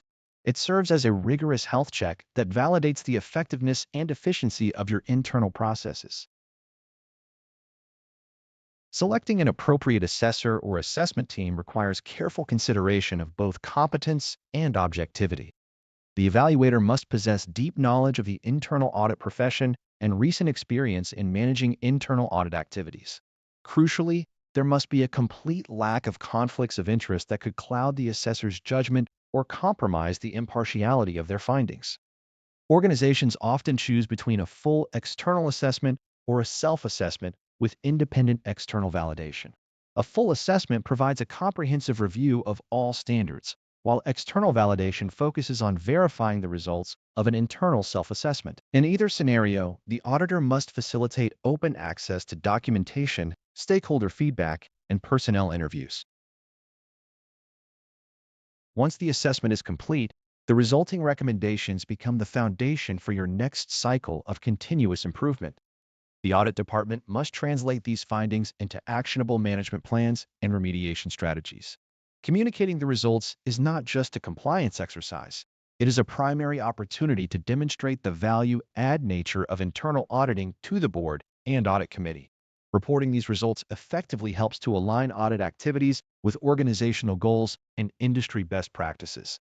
When gaps are identified, the resulting action plan serves as a roadmap to elevate the maturity of the entire department. This systematic cycle of review and remediation ensures that the internal audit function remains a trusted partner in the organization's success. Ultimately, the external assessment is a benchmark of professional excellence. It provides the empirical proof needed to demonstrate that the internal audit activity is functioning correctly and delivering on its defined mandate. By embracing this requirement with transparency, you build lasting trust with key stakeholders who rely on your objective assurance. The process forces the audit team to step back from the daily grind and evaluate their effectiveness against a global standard. Use this opportunity to identify opportunities for growth that may have remained hidden during daily operations. Consistent conformance with these standards secures your professional license to operate and reinforces the importance of the audit function within the governance structure. I will see you in our next session.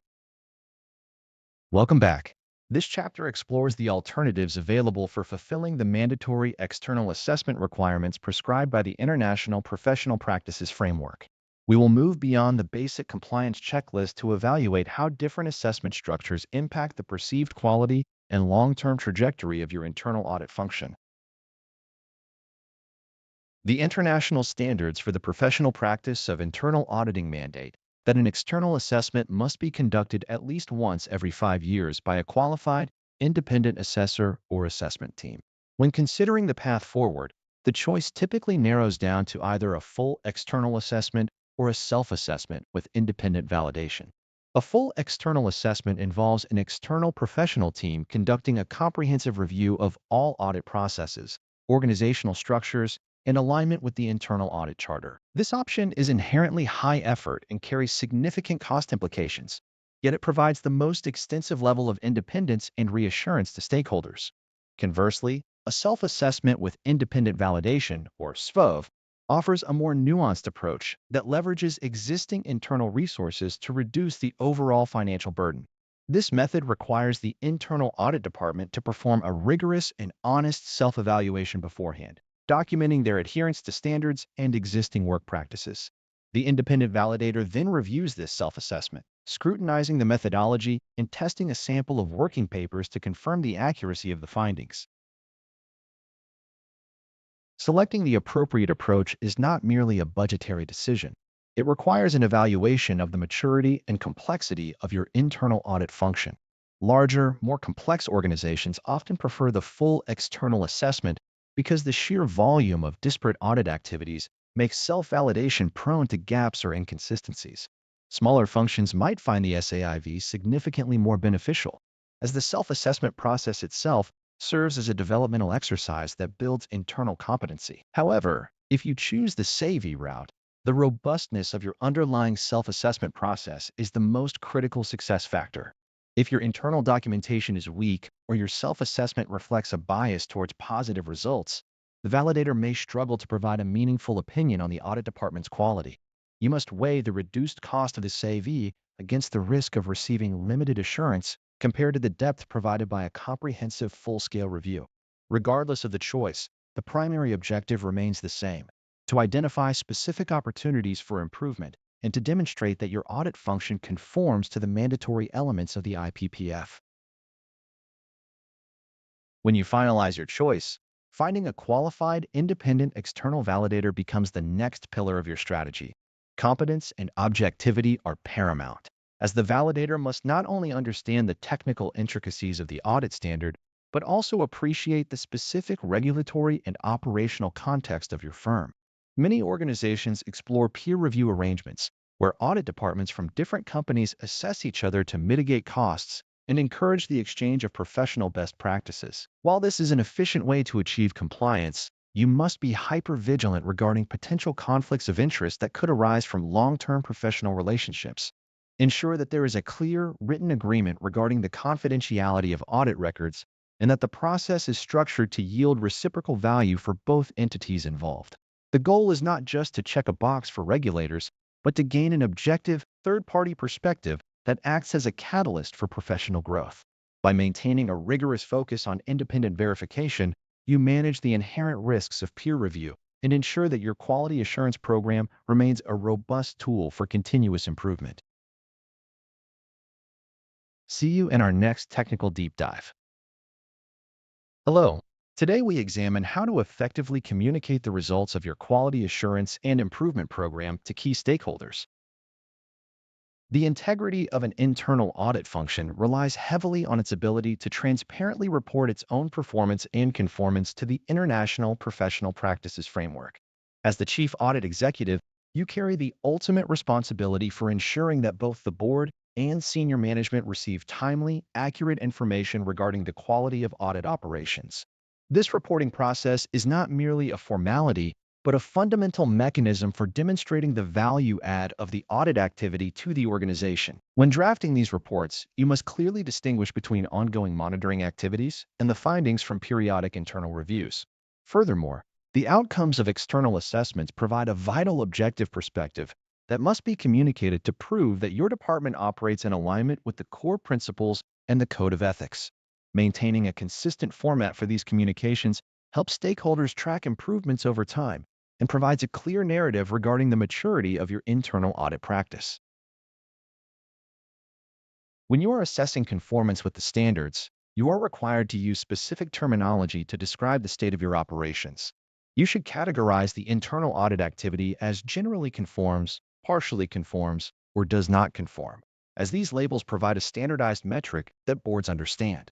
If you discover areas of nonconformance, it is your responsibility to explain the impact that these gaps have on the audit activity and present a concrete remediation plan. This plan should detail the specific corrective actions you intend to take, including designated timelines and accountability structures for progress tracking. By explicitly discussing these issues, you build trust and credibility, showing that you are committed to high professional standards rather than hiding behind a facade of perfection. Transparency during these disclosures is the only way to ensure that stakeholders remain active partners in the continuous improvement of the internal audit function. Beyond mere compliance, your reporting should serve as a strategic instrument to highlight the value add of internal audit and address any operational challenges. If your team faces significant resource constraints or scope limitations, these must be communicated clearly, as they frequently impact your ability to maintain independence and objectivity. Use your internal audit reports to frame these limitations within the context of their impact on risk coverage and strategic audit planning. It is also an opportune moment to link your QAIP results to performance measurement metrics, demonstrating how your commitment to quality creates a culture of professional excellence across the entire department. When you effectively integrate these insights into the broader organizational narrative, you transform the QAIP from a burdensome requirement into a powerful tool for strategic advocacy. This approach ensures that your stakeholders view the audit department not just as a monitoring function, but as a proactive advisor that is constantly evolving to meet the changing needs of the business. See you in the next lecture. Welcome back. In this lecture, we begin a new chapter investigating the foundational principles of organizational governance and its critical role within the broader assurance ecosystem. Governance essentially refers to the combination of processes and structures implemented by an organization's highest governing body to inform, direct, manage, and monitor the activities of the entity toward the achievement of its objectives. If you think about it in software architectural terms, governance is the strategic framework that defines the boundary conditions under which specific operational decisions are made. It is not a static document or a bureaucratic hurdle, but rather a dynamic interaction between the board of directors, senior management, and the various assurance providers. The board establishes the strategic direction and risk appetite, setting what we often call the tone at the top, which cascades through the entire organization to influence day-to-day operations. Without a robust governance structure, an organization lacks the mechanism to ensure that its actions remain aligned with the long-term interests of its shareholders and other stakeholders, including regulators, employees, and society at large. The board of directors holds the ultimate responsibility for this ecosystem and typically delegates specific oversight duties to specialized committees, such as the audit, risk, and compensation committees. Each of these committees performs a dedicated function that reinforces the overall governance efficacy by ensuring that specific areas of risk and performance receive focused attention from qualified observers. For instance, the audit committee provides the necessary independence for the internal audit function, acting as a buffer that protects auditors from undue pressure by senior management. This arrangement is fundamental to maintaining the integrity of the assurance process, as it allows internal audit to operate with the objectivity required to provide candid evaluations. Furthermore, fiduciary duties, specifically the duty of care and the duty of loyalty, bind board members to act in the best interests of the organization rather than for personal gain or convenience.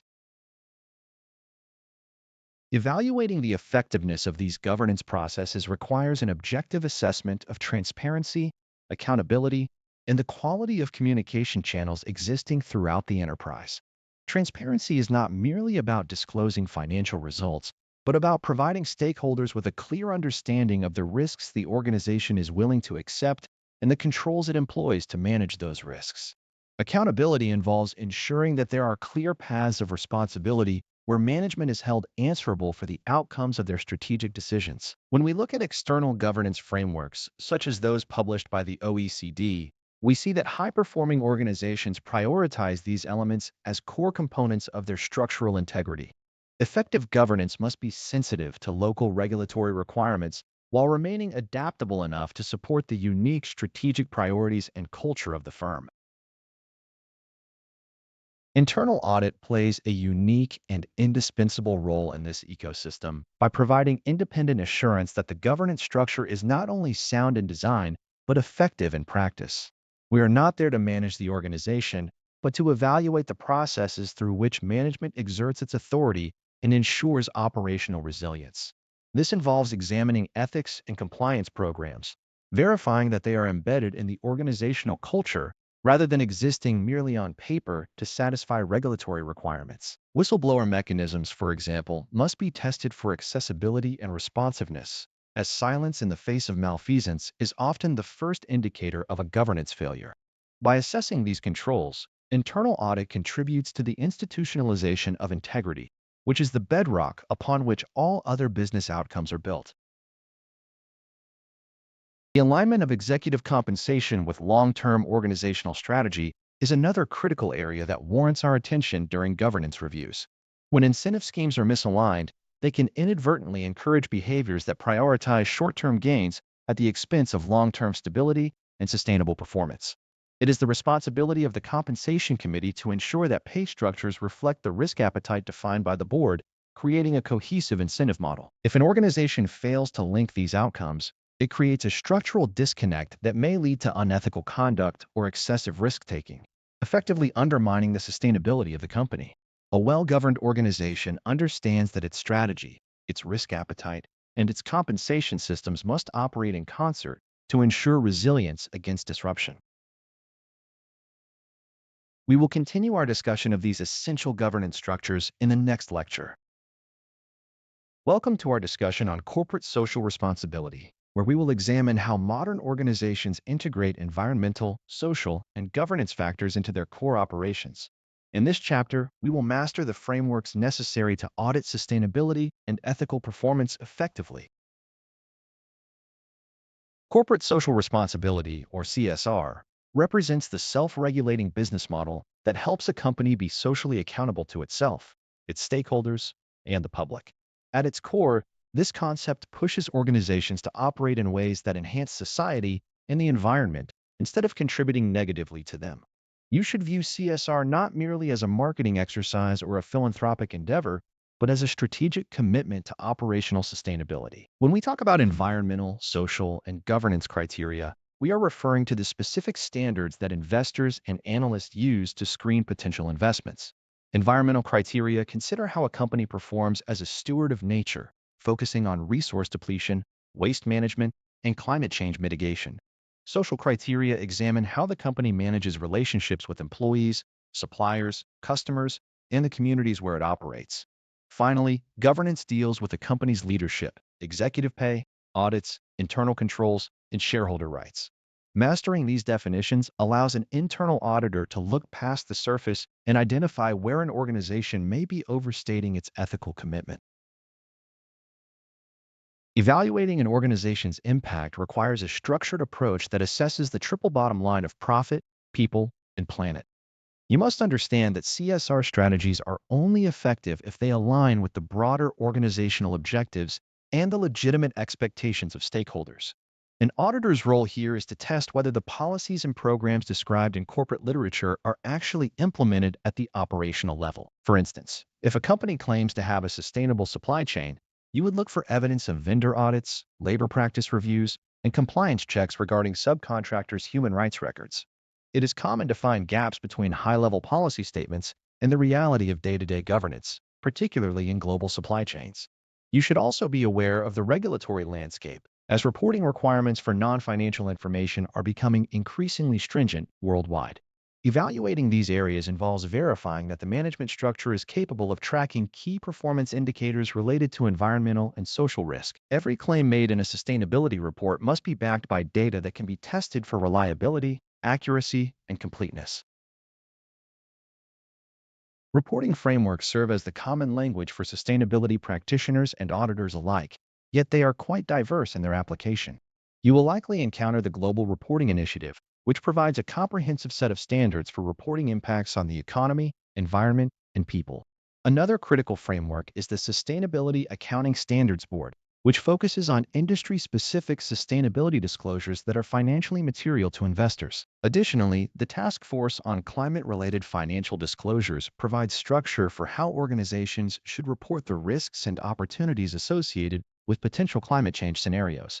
An auditor must decide which framework is appropriate for the entity in question and then test the underlying data against those requirements.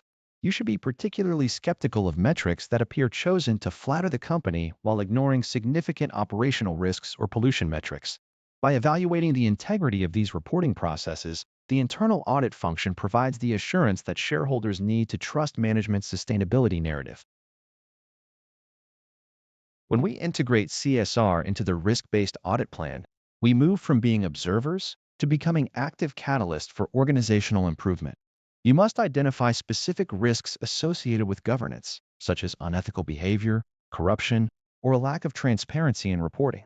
A robust audit plan should include continuous monitoring of data sources that indicate potential social or environmental slips, such as safety incident reports or labor grievance logs. Your objective during an audit is to provide assurance that these risks are being managed through effective internal controls, as opposed to simple policy declarations. Consulting engagements offer another avenue where you can advise management on the design of these controls before formal reporting mechanisms are even finalized. By treating CSR as a core business function rather than an auxiliary task, you help the organization mitigate legal, reputational, and operational threats. This alignment ensures that the commitment to sustainability is woven into the very fabric of the organization's governance, rather than just being a decorative feature of an annual report. Without this systematic integration, Sustainability efforts often fail during periods of financial stress because they lack the necessary structural support to remain a priority. I will see you in the next lecture. Welcome back. In this lesson, we will explore the core components of enterprise risk management and how these processes function within an organizational structure. Enterprise risk management, often abbreviated as ERM, is the overarching framework that allows an organization to identify, assess, manage, and monitor risks that could affect its strategic objectives. At its foundation, risk management is about uncertainty and its impact on value creation. To navigate this, internal auditors must understand specific terminology that defines the risk landscape, starting with the distinction between inherent risk and residual risk. Inherent risk is the level of risk present in the absence of any management actions to mitigate it, while residual risk is that which remains after controls have been implemented. Furthermore, organizations must define their risk appetite, which is the amount of risk they are willing to accept in pursuit of their goals, while risk tolerance represents the specific boundaries around those objectives. Risk capacity serves as the absolute limit of risk an organization can absorb before its viability is threatened, and understanding these boundaries is essential for any auditor assessing the effectiveness of an ERM framework. Once the definitions are established, the process of identifying risks begins through various techniques designed to elicit potential threats to the enterprise. Common methods include structured brainstorming sessions, workshops, anonymous surveys, and complex scenario analysis, which helps teams simulate potential future events. When these risks are identified, they must be assessed using either qualitative or quantitative methodologies to determine their potential impact and likelihood of occurrence. Advanced assessment also considers vulnerability, which is the susceptibility of an asset or process to a specific threat, and velocity, which measures the speed at which a risk might materialize. To visualize these inputs, organizations often employ risk registers, which act as a centralized database of identified risks, and risk heat maps. These heat maps facilitate senior management communication by plotting risks on a two-dimensional grid, effectively prioritizing them based on their severity and likelihood, thereby narrowing the focus for management attention. After risks are assessed, the organization must decide on an appropriate response strategy based on its established risk appetite. The most common responses are to avoid the risk by exiting the activity, accept the risk where it falls within defined limits, reduce it by implementing targeted control activities, or share and transfer the risk through insurance or outsourcing agreements. Implementing these controls is only half the battle, as continuous monitoring is required to ensure that the mitigating activities remain effective over time. Organizations track this performance through key risk indicators, or KRIs, which serve as early warning signals that suggest a risk is increasing or a control is weakening. This data is aggregated into management dashboards, allowing for transparent risk reporting that informs decision-making. The effectiveness of these reporting structures and the underlying ERM framework is a critical area for internal audit evaluation, as it confirms that the organization maintains a coherent process for managing its exposure. The internal auditor's role within risk management is fundamentally centered on providing objective assurance regarding the design and operational effectiveness of these processes. It is important to distinguish between assurance activities, which involve evaluating whether the risk processes are robust, and consulting activities where the auditor might provide advice to management on how to improve the framework without assuming management responsibilities. An auditor must remain objective and avoid taking on operational tasks that could impair their future ability to audit those same processes. We also evaluate the maturity of the risk management framework by looking at how well it is integrated into strategic planning and daily operational performance measurements. This integration ensures that risk sensitivity is not just a regulatory hurdle, but a core part of the organizational culture. A strong risk culture is characterized by the tone at the top, where leadership demonstrates accountability, ensures clear communication across all levels, and aligns risk management practices with the broader organizational objectives. See you in the next lecture. Welcome back. In this lesson, we will examine the COSO Enterprise Risk Management Framework and the ISO 31000 standard to understand how they shape the modern risk landscape. The Committee of Sponsoring Organizations, or COSO, provides an ERM framework that is fundamentally about integrating risk management with strategy and performance. This framework is built upon 5 interconnected components that guide how an organization identifies and handles risk. We start with governance and culture, which establish the tone at the top and the behavioral standards within the organization. These elements are inextricably linked to strategy and objective setting, where the organization defines its risk appetite in alignment with its mission. Without this strategic alignment, risk management becomes a decoupled exercise that fails to support institutional goals. By embedding these practices, an organization ensures that risk is not just monitored as an afterthought, but is a primary consideration in every business decision. Performance represents the next set of components, specifically focusing on identifying risks that might affect strategy and evaluating the severity of those risks. Once identified, risks must be prioritized, and the organization must implement risk responses that align with its defined capacity for loss. This leads us to the final components of review and revision, along with information, communication, and reporting. These functions ensure that the risk profile is continuously monitored and that the framework evolves alongside changing internal and external conditions. The COSO framework relies on 20 distinct principles distributed across these components to provide a structured yet flexible approach to enterprise-wide risk management. As auditors, we use these principles to assess whether the entity's risk management program provides a robust defense against strategic uncertainty.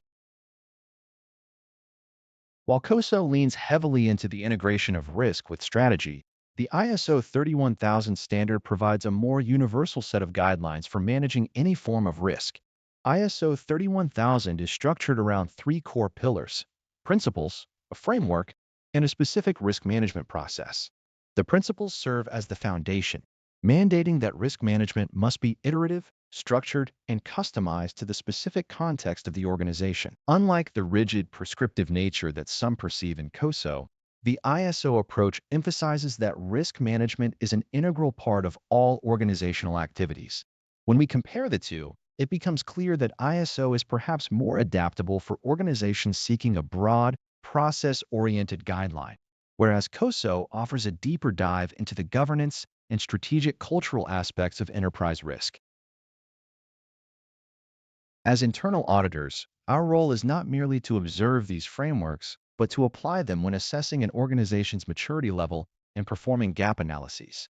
You must determine if a framework is actually functioning as intended or if it exists only as a document on a shelf.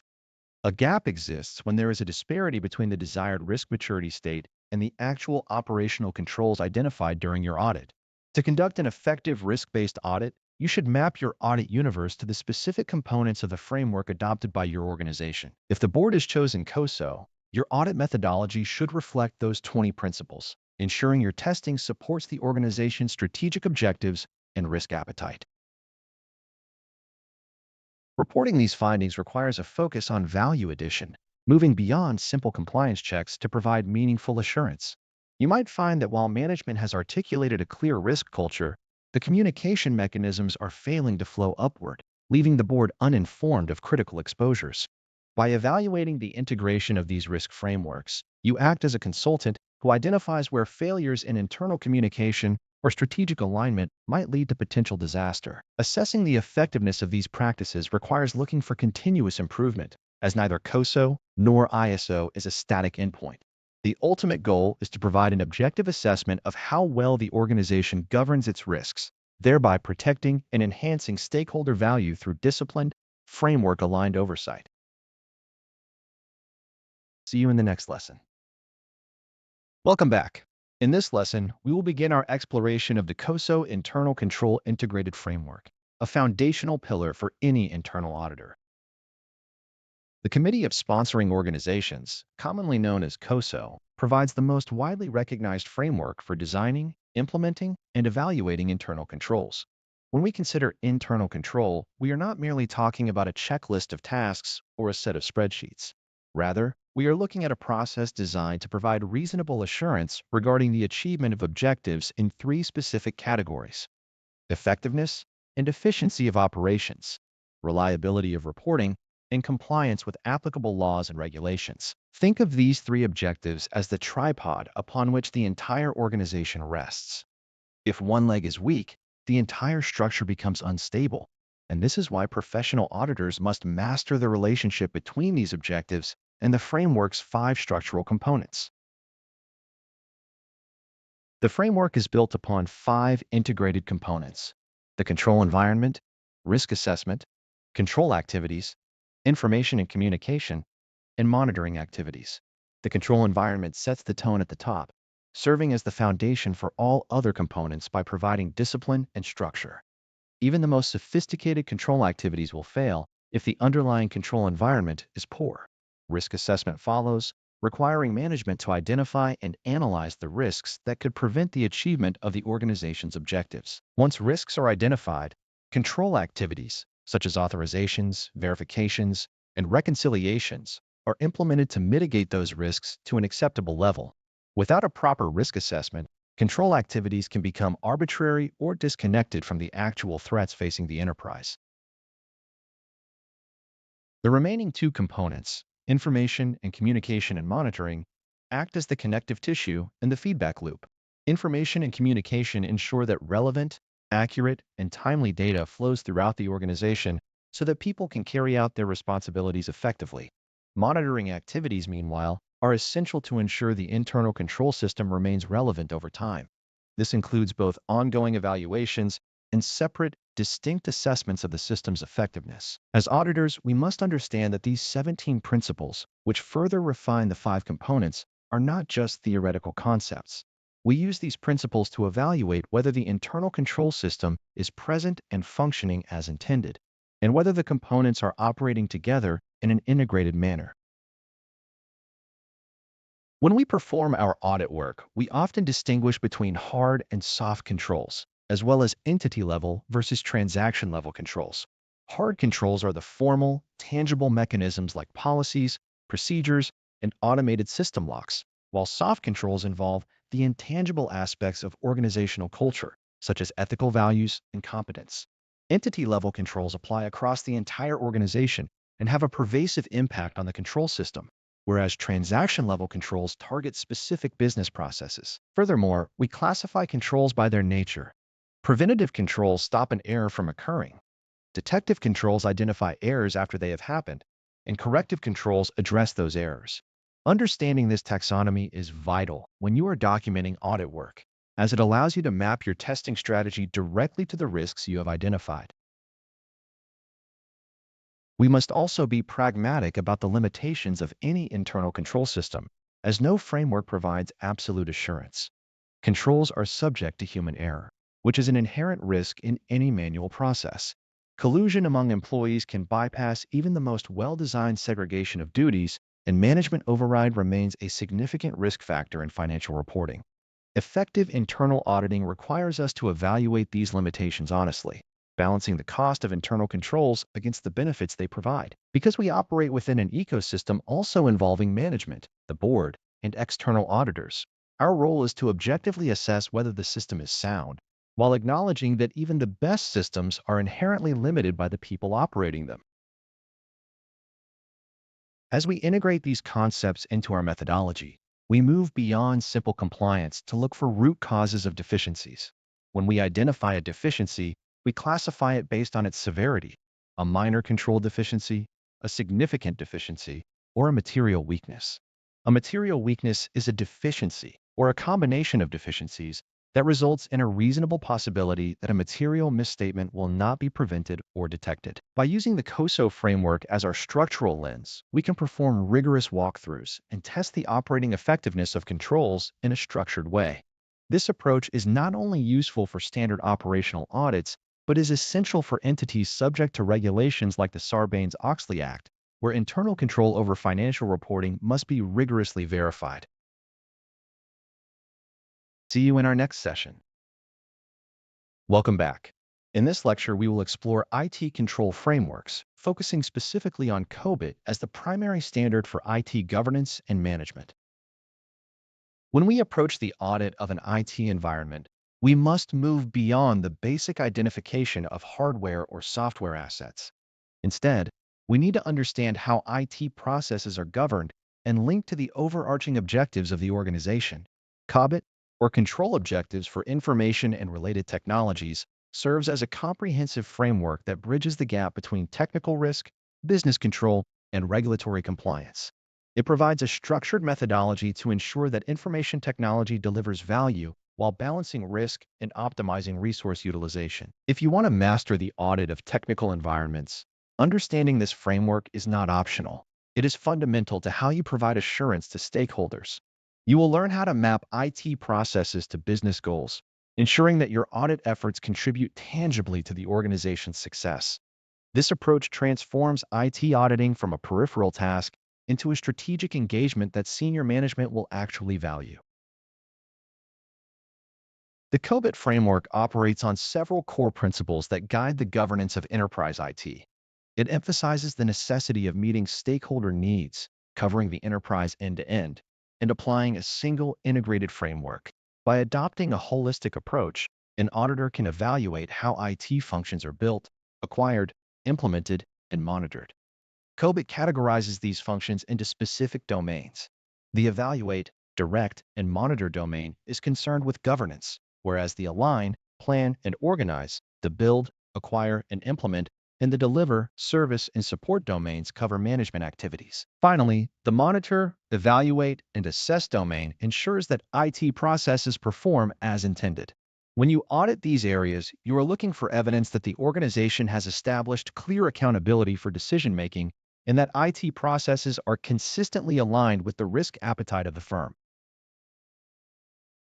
Beyond governance frameworks, we must address the distinction between IT general controls and application controls. IT general controls, or ITGCs, typically encompass the environment that supports the operation of all applications. This includes logical security, such as access management and credentialing, and physical security, which protects hardware from environmental hazards or unauthorized access.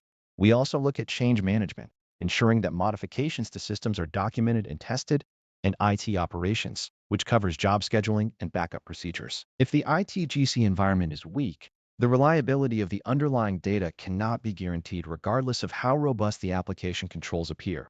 When evaluating these controls, think of the ITGC environment as the foundation of, for example, a house. If we don't verify the integrity of this foundation, we cannot rely on the rooms built on top of it. Application controls are inherently more specific and relate directly to the processing of data within software systems. These are divided into input controls, which ensure data integrity at the point of capture, processing controls, which verify logic and authorization during data transformation, and output controls, which govern the dissemination of information. An auditor must ensure that these controls effectively prevent, detect, or correct errors in a systematic way. In modern auditing, this task is complicated by emerging technologies like cloud computing, artificial intelligence, and machine learning. Each of these introduces unique risks, such as data privacy concerns or the lack of transparency in algorithmic decision-making. You must determine if management has performed adequate risk assessments for these technologies and whether the technical controls are robust enough to mitigate the inherent threats posed by these architectures. To assess these risks, we often employ specialized techniques such as vulnerability scanning and penetration testing. These methods allow an auditor or an IT expert working under your direction to identify weaknesses that a malicious actor might exploit. Coupling these technical tests with robust data analytics allows us to gain deeper insights into process performance and control effectiveness. A modern IT audit also requires us to evaluate the organizational roles of the Chief Information Officer and the Chief Information Security Officer. We need to assess if these individuals have the appropriate authority and resources to perform their functions independently. Integrating these assessments into your broader operational or financial audit plan is crucial because the boundaries between IT and business processes have effectively dissolved. By utilizing continuous monitoring, you can transition from periodic static testing to a dynamic model that alerts you to control failures in near real time. See you in the next lecture. Welcome to the chapter on fraud risk management, where we will examine the classic criminological model that underpins how we analyze potential malfeasance within an organization. We are going to deconstruct the fraud triangle to better equip you for identifying and mitigating occupational fraud risks. The fraud triangle is a model developed by the sociologist Donald Cressy, which serves as a powerful diagnostic tool for internal auditors to understand why fraud occurs. It suggests that three components must be present for an individual to commit fraud: pressure, opportunity, and rationalization. If you only look at one of these factors, you are likely missing the full picture of the organizational risk profile. Pressure, or incentive, is the first side of the triangle and represents the motivation driving the perpetrator to act. This is often rooted in perceived financial distress, such as personal debt or medical expenses. But it can also stem from professional pressures, like the fear of losing a job or the desperation to hit unrealistic performance bonuses. When an employee feels that their back is against the wall, they may begin to view illicit activities as a necessary escape from their current predicament. As auditors, we must be vigilant in assessing environments where employees face extreme stress or constant pressure to cheat performance targets, as these are the earliest warning signs that a fraud risk is beginning to manifest. The second component of the triangle is opportunity, which refers to the perceived ability to execute the fraud without being caught. This is the only side of the triangle that the organization can directly control through internal audit and management oversight. If there are weak internal controls, such as a lack of segregation of duties or ineffective authorization processes, the perpetrator perceives an open window to bypass checks and balances. We often see this when one individual has enough authority or access to both initiate and conceal a transaction, essentially removing the friction intended to prevent errors or theft. Poor tone at the top also feeds into this opportunity, as it creates an environment where internal controls are viewed as suggestions rather than requirements. When documentation is ignored or audit trails are incomplete, the inherent vulnerability of the system increases exponentially, making it easier for someone to act on the pressures they feel without the fear of immediate detection. Rationalization is the final and often most difficult element to observe, as it occurs entirely within the mind of the perpetrator. To be able to commit fraud, the individual must justify their actions in a way that allows them to maintain their internal self-image as a moral person. They might tell themselves that they are simply borrowing the money and will pay it back, or they might rationalize the theft by convincing themselves that the company owes them for being underpaid or mistreated. This cognitive mechanism essentially neutralizes the moral guilt associated with the act of stealing. It is a psychological defense against the reality of their misconduct, which allows them to continue the fraudulent activity indefinitely. As auditors, we must understand that even with strong controls, if the organizational culture encourages resentment or entitlement, rationalization can occur, bypassing even the most robust technical security measures or accounting safeguards. Applying the fraud triangle in practice requires an inquisitive mindset and a commitment to professional skepticism throughout the audit lifecycle. Instead of merely checking for mathematical accuracy in financial reports, you need to assess the behavioral indicators and organizational structures that permit these three conditions to converge. For instance, observe lifestyle changes among employees that seem incongruent with their documented salary, as this can be a proxy measure for successful fraudulent behavior. Additionally, evaluate the effectiveness of fraud awareness training and whether management has created a culture where whistleblowing is encouraged rather than penalized. You should also consider the danger of management override, where individuals in positions of high authority ignore controls that apply to others, creating a massive vacuum for potential fraud. Integrate these concepts into your risk-based audit planning to ensure that your testing is not just focused on compliance, but also on the structural vulnerabilities that create an environment ripe for deception. See you in the next lecture. Welcome back. Today we examine the specific categories of fraud scenarios and how they manifest within an organizational environment. When we approach the topic of fraud, it is helpful to use the framework provided by the Association of Certified Fraud Examiners, which organizes occupational fraud into three primary categories. First, asset misappropriation occurs when an employee or external party steals or misuses an organization's resources. This is the most common form of fraud and includes schemes like cash skimming, where funds are stolen before they are recorded in the accounting system. Cash larceny involves the intentional taking of an organization's cash after it has been recorded, whereas fraudulent disbursements involve schemes like billing, payroll, or expense reimbursements. For instance, a shell company scheme often falls under billing fraud, where an employee submits invoices for goods or services never rendered. Inventory theft rounds out this category, representing the physical removal of company assets or their misuse for personal gain. Effective internal controls for these scenarios prioritize segregation of duties and rigorous physical asset management. The second core category is corruption, which involves the wrongful use of one's influence in a business transaction to procure some benefit for oneself or another person. Corruption schemes typically involve an outsider, and they are inherently harder to detect because they often do not leave a robust internal accounting trail. We characterize these into conflicts of interest, bribery, illegal gratuities, and economic extortion. A conflict of interest exists when an employee has an undisclosed economic or personal interest in a transaction that adversely affects the employer. Bribery involves the offering, giving, receiving, or soliciting of something of value to influence an official act or business decision. Illegal gratuities are similar to bribes, but often occur after the fact, rewarding an action that has already been taken. Economic extortion is the flip side, where someone requires a payment to avoid an economic loss or to secure a favorable result under threat. Financial statement fraud represents the third and most financially damaging category, typically perpetrated by senior management who manipulate financial reports to deceive stakeholders. This often includes the recording of fictitious revenues or understating expenses to create the illusion of profitability. Timing differences, such as recording revenue in the wrong period to meet quarterly earnings targets, are common manifestations of this pressure.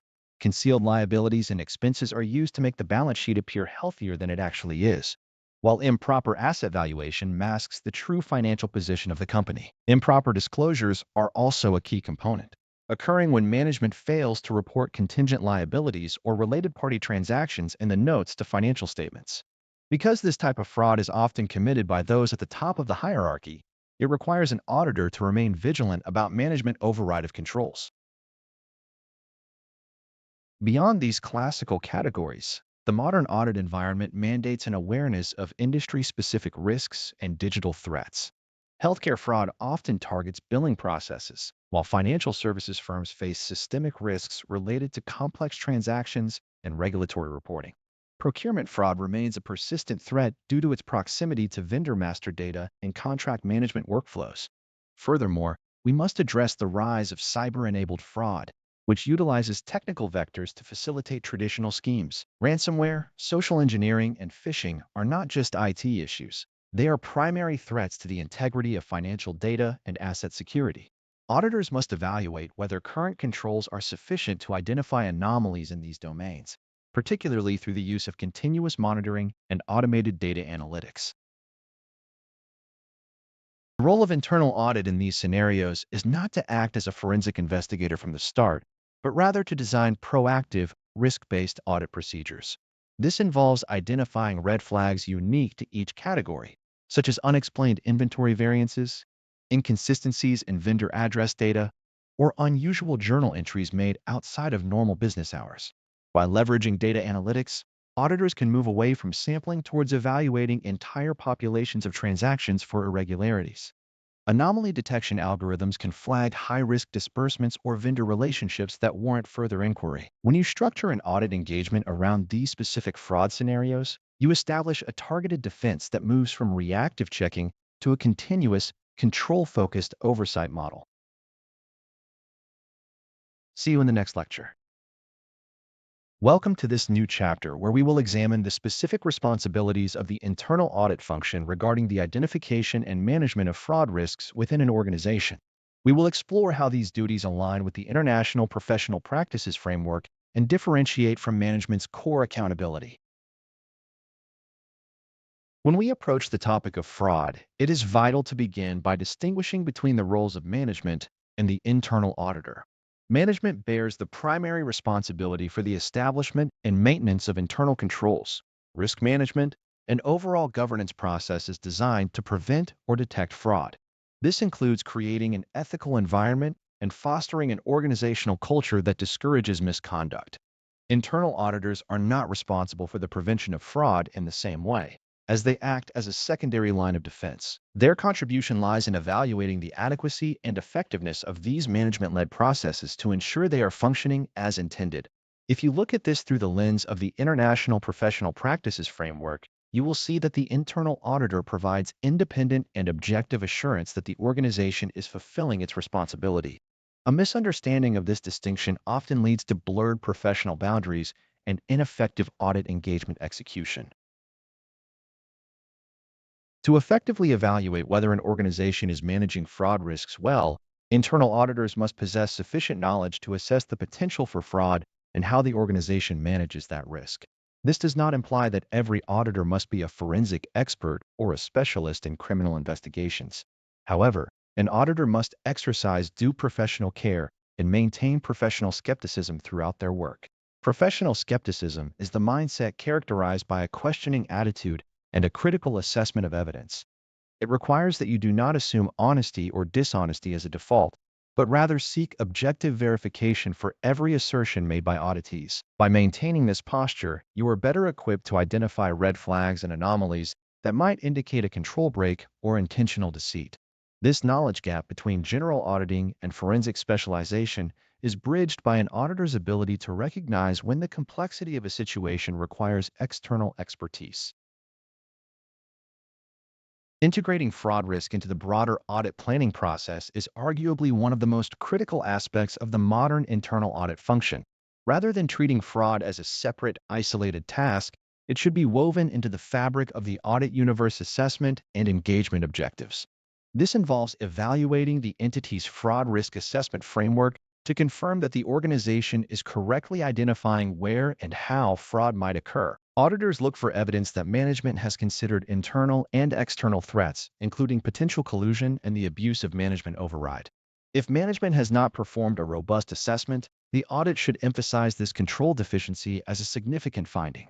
This systematic approach ensures that audit resources are allocated toward the areas of highest risk, rather than being distributed uniformly without regard to the actual fraud surface area of the individual business unit. When it comes to the practical execution of these responsibilities, auditors often encounter control deficiencies that act as precursors to potential fraud. Identifying these requires a thorough understanding of the whistleblower mechanisms and continuous monitoring processes that the organization employs. A whistleblower mechanism is only effective if employees are aware of it, believe it is confidential, and trust that it will lead to appropriate action.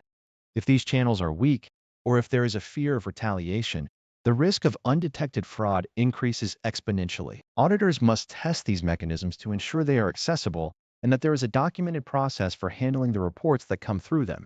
Similarly, continuous monitoring tools provide a layer of real-time oversight that can highlight unusual patterns in data, such as round-dollar transactions or duplicate payments. Communication and coordination form the final pillar of the auditor's role when fraud is suspected. Upon discovery of a potential fraud, there is a formal obligation to communicate findings to the appropriate levels of management, the board of directors, and the audit committee. Depending on the severity and nature of the suspected incident, this may also necessitate reporting to legal counsel or external regulatory bodies. Coordination with external parties, such as forensic accountants or even law enforcement, requires strict adherence to legal requirements and internal policies to avoid compromising evidence. This is not the time for improvising. It is a time for following established fraud response plans that define command structures and responsibilities. By acting as the bridge between operational reports and high-level governance committees, internal auditors ensure that the organization can respond decisively and correctly to any threat. See you in our next session. Welcome back. In this lesson, we will focus on the frameworks and practical strategies required to establish robust fraud awareness and prevention programs within an organization. Fraud prevention relies heavily on the strength of an organization's internal control environment and its underlying cultural posture. A robust fraud risk management program is not merely a set of policies written in a manual, but a living ecosystem that requires constant vigilance and adaptation. At the core of a preventative culture is what we often call the tone at the top, which refers to the ethical climate established by leadership and the degree to which they hold themselves accountable. If employees perceive that management tolerates minor indiscretions or overlooks policy breaches for the sake of efficiency or profit, the moral compass of the entire company can shift toward acceptance of fraudulent activity. Therefore, a meaningful code of conduct must be paired with consistent ethics training that moves beyond rote compliance and enters the realm of practical decision-making. When people understand that integrity is an organizational priority, they are far more likely to serve as the first line of defense against wrongdoing. To translate this cultural intent into hard outcomes, internal auditors often look at specific structural preventative measures, such as the implementation of effective whistleblower mechanisms. These channels, whether they are anonymous hotlines or encrypted reporting portals, serve a dual purpose.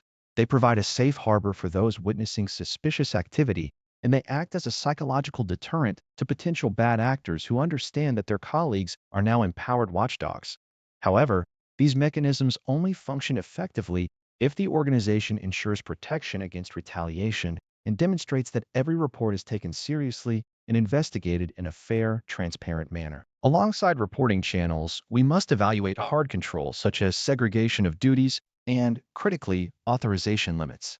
By ensuring that no single individual possesses the power to initiate, approve, and record a transaction, you fundamentally limit the opportunity for fraud to go undetected. Complementing these are physical and logical access controls, as well as operational mandates like mandatory vacations or job rotation, which prevent long-term concealment strategies from taking root inside a specific department or function. The actual duty of the internal audit function in this context is to conduct comprehensive fraud risk assessments to identify vulnerabilities, assessing both inherent risks, which exist before any mitigation, and residual risks, which remain even after controls are functioning. This process is increasingly aided by continuous monitoring and data analytics tools that can scan millions of individual transactions to pick up anomalies or patterns that a human reviewer might miss in an audit sample. Fraud is rarely static, and as the business evolves, so do the ways in which assets can be misappropriated or financial statements manipulated. By benchmarking these measures against industry best practices and upholding a strict zero-tolerance policy, an organization signals that the consequences of fraud are binary and severe. When a company follows up with legal action and focused recovery of assets efforts, it reinforces the message that the costs of fraud will reliably outweigh any perceived benefits the bad actor might have initially anticipated. See you in the next lecture. Welcome to the chapter on conducting fraud investigations. We will examine the specific role of internal audit in managing fraud incidents and the rigorous protocols required to maintain integrity throughout an investigation. When an organization suspects fraud, the internal audit function must act with precision, adhering to established incident response protocols rather than acting on impulse. The initial phase involves the establishment of a formal investigation team, where roles and responsibilities are clearly demarcated to ensure no overlap or confusion. It is common to assemble a cross-functional team that includes internal audit, legal counsel, human resources, and security personnel to address the multifaceted nature of fraud allegations. When incidents have a significant impact or require specialized technical skills, the team may also need to coordinate with external forensic experts or law enforcement agencies. This collaborative approach ensures that the investigation is conducted within the bounds of the law, mitigating risks related to litigation or the compromise of future criminal proceedings. Throughout this entire process, an auditor must prioritize the preservation of institutional and individual confidentiality as a primary operational directive. Central to the success of any fraud investigation is the absolute integrity of evidence collection, commonly referred to as maintaining a secure chain of custody. Whether dealing with digital forensics or physical evidence, every piece of data must be documented from the moment of seizure until it is presented in a final report or court. Digital forensics requires specific attention, as data can be easily altered or corrupted if standard protocols for forensic imaging are not strictly followed. Physical evidence must be logged, photographed, and stored in protected environments to prevent tampering. When conducting investigative interviews, the objective is to gather facts while carefully assessing the credibility of the interviewee. Auditors must be acutely aware of legal implications, including employee rights and various privacy laws, as failing to respect these can jeopardize the entire investigation and expose the organization to counter-litigation. Once the raw data is secured, the investigative process shifts toward rigorous analysis. often requiring the use of sophisticated data analytics to reconstruct transactions and identify patterns of behavior. By mapping financial records against internal controls, an investigator can often bridge the gap between suspected activity and confirmed financial loss.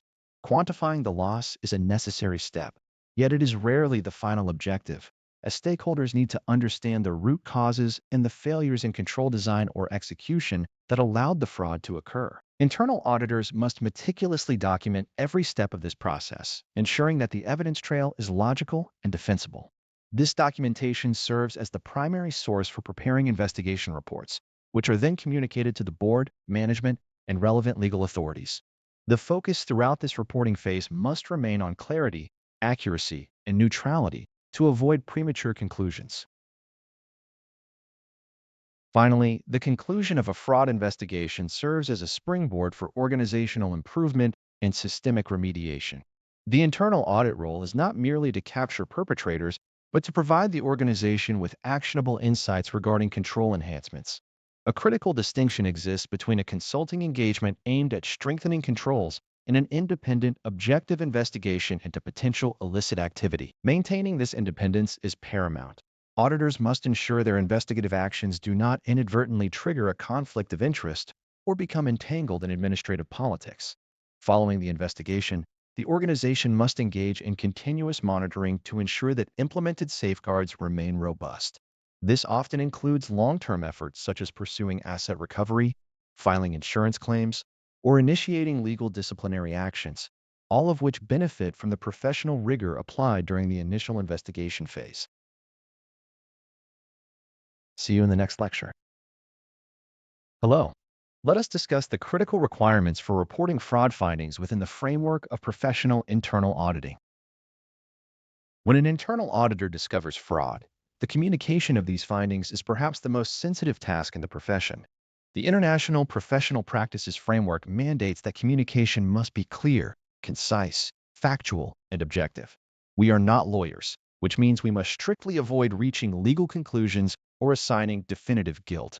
Instead, our role is to present evidence-based observations that highlight control deficiencies. By focusing strictly on facts rather than conjecture, we protect the organization and the audit function from potential litigation. It is a precise balance between accountability and the legal boundaries of our specific professional mandate.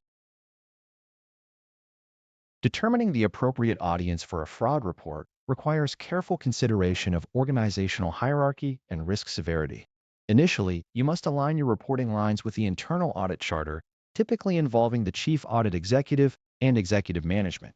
However, depending on the scope of the fraud and the individuals involved, you may need to engage the audit committee or the board of directors directly.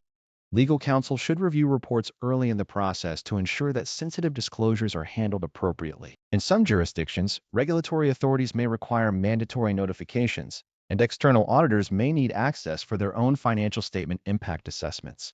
You must always document your assessment of who needs to know and why they need to know it. The substance of your report goes beyond just identifying that a fraud occurred. It must address the root cause and the supporting methodology. You should clearly document the evidence gathered, ensuring that the chain of custody and the integrity of data are beyond reproach. When reporting on control deficiencies, it is vital to provide concrete recommendations for corrective actions. These enhancements should be designed to mitigate future risk, rather than simply patching a symptom of the current problem. Frame your findings so that stakeholders understand the link between the broken control and the resulting financial or reputational impact. Use objective language that relies on quantitative data whenever possible to drive home the necessity of your proposed changes. Confidentiality and legal privilege are the cornerstones of a successful fraud investigation report. You must ensure that internal audit files are protected from unauthorized access, particularly when whistleblowers are involved in the process. Protecting the identity of those who report concerns is not just an ethical obligation, but a requirement for maintaining an effective fraud risk management system. Your reporting should minimize the circulation of raw data that could lead to retaliation or unnecessary organizational exposure.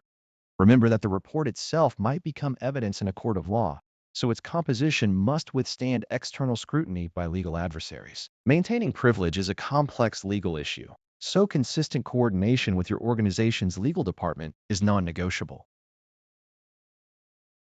Once the immediate report is issued, your responsibility shifts toward assessing management's response and ensuring remediation occurs.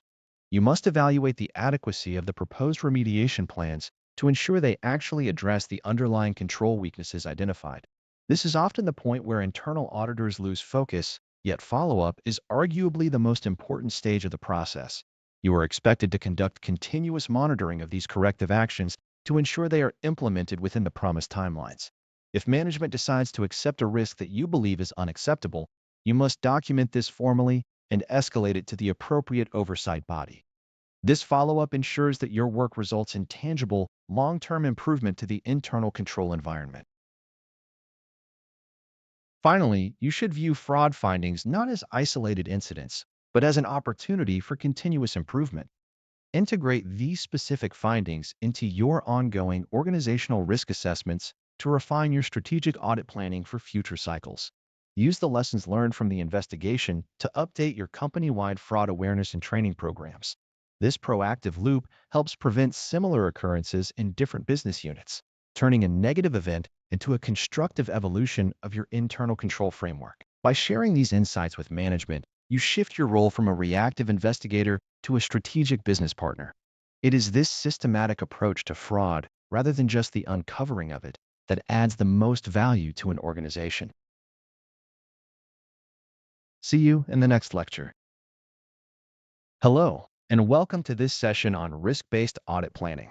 In this lesson, we will explore how internal audit functions move from a static, cyclical approach toward a dynamic, strategy-aligned model for selecting audit engagements. The shift toward risk-based audit planning represents a fundamental change in how the internal audit activity justifies its existence and provides value to the organization. Rather than auditing every department on a revolving 3-year schedule, we must align our activities directly with the achievement of organizational objectives. This requires a profound understanding of the business landscape, the strategic goals set by the board, and the enterprise risk management processes already in place. By focusing our limited resources on areas where the risks are highest, we ensure that we are not merely checking boxes, but actively protecting and enhancing organizational value. This approach demands that we evaluate both risk appetite and risk tolerance, as these concepts define the boundaries within which the organization is willing to operate while pursuing its objectives. If we fail to map our audit universe to these strategic pillars, we risk spending precious time on low-impact areas while leaving critical exposures unexamined. To build an effective audit plan, one must first identify the auditable universe, a comprehensive list of all processes, systems, and entities that could theoretically be subjected to an audit. Once this universe is defined, we move to the assessment phase, which involves both qualitative and quantitative analysis of risk. We look at factors like the likelihood of a risk event occurring and the potential impact it might have on financial stability, operational efficiency, or reputational integrity. Modern internal audit functions also increasingly consider the velocity of risk, or how quickly an event might impact the organization, to further refine our prioritization. We often translate this data into visual tools like heat maps, which allow us to communicate complex risk landscapes to stakeholders in a concise manner. By evaluating these risks against the enterprise risk register, we can justify why we have prioritized specific engagements over others when presenting our proposed plan. Resource allocation is the logical consequence of this risk assessment process, dictating where we assign our audit personnel, budget, and time. It is not enough to simply rank risks. We must also acknowledge that our capacity to respond is finite. When we incorporate inputs from senior management, the board, and the audit committee, we gain insight into the organization's evolving priorities and the specific expectations of those we report to. Furthermore, we must account for external factors such as cybersecurity threats, shifting regulatory requirements, and macroeconomic volatility, all of which change the risk profile of the business. An effective audit plan is not a static document locked in stone at the start of the year, but rather a living framework that we update dynamically as internal and external circumstances change. We must maintain the flexibility to pivot our audit engagements when a key risk emerges that was not anticipated during the initial planning phase. Documentation of the planning rationale is essential for maintaining transparency and fulfilling our professional responsibilities. When we record exactly why we chose to pursue certain engagements and why others were deferred, we provide a clear audit trail that stands up to scrutiny from the board or external regulators. This documentation also serves as evidence that we have fulfilled our mandate to ensure adequate coverage of the organization's governance and control processes. Securing board approval for the ultimate plan is not just a formal requirement, it is a critical step in obtaining the mandate to exert our authority across the organization. Through continuous monitoring and communication with stakeholders, we demonstrate that the audit function is an insightful partner that understands the heartbeat of the organization. By keeping the plan aligned with the risk profile, we provide a robust mechanism for assurance that truly matters for the success of the enterprise. I will see you in the next lecture. Welcome to this chapter, where we will examine the foundational process of cataloging your organization into a structure suitable for internal audit oversight. By the end of these lessons, you will understand how to build and maintain a comprehensive audit universe that serves as the bedrock for effective risk-based planning.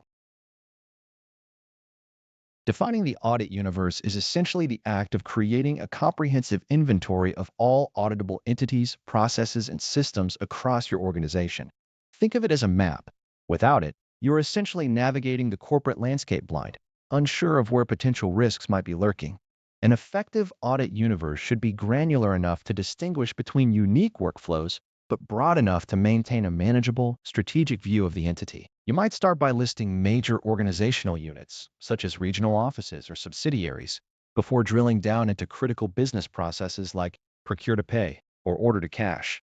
It is important to remember that this inventory is not restricted to human-led processes, as it must also encompass the supporting infrastructure, including IT applications, databases, and general infrastructure components. Regulatory compliance requirements also find their place here, as they often dictate specific performance expectations that an auditor must verify periodically. If you fail to include a significant technological asset or a remote business unit in your universe, you are effectively declaring that area off-limits to audit scrutiny, which creates a dangerous coverage gap. Consequently, the quality of your entire audit plan depends directly on the completeness and accuracy of this foundational catalog. Once you have identified these components, you need to ensure they align perfectly with your organization's broader architecture, including existing strategic objectives and the enterprise risk management framework. An audit universe that exists in isolation from the company's strategic goals will quickly become irrelevant, as internal audit should always focus its limited resources on the areas that pose the greatest threat to corporate success. For example, if your organization is undergoing a digital transformation, your audit universe must reflect new systems and cloud-based processes as they are deployed, rather than keeping only legacy systems on your radar. This requires a dynamic approach to maintenance, as the business landscape is rarely static. Mergers, acquisitions, and new product lines will inevitably change the shape of your universe over time. You should treat the audit universe as a living document that undergoes formal review cycles to reflect organizational restructuring and shifts in top-level reporting.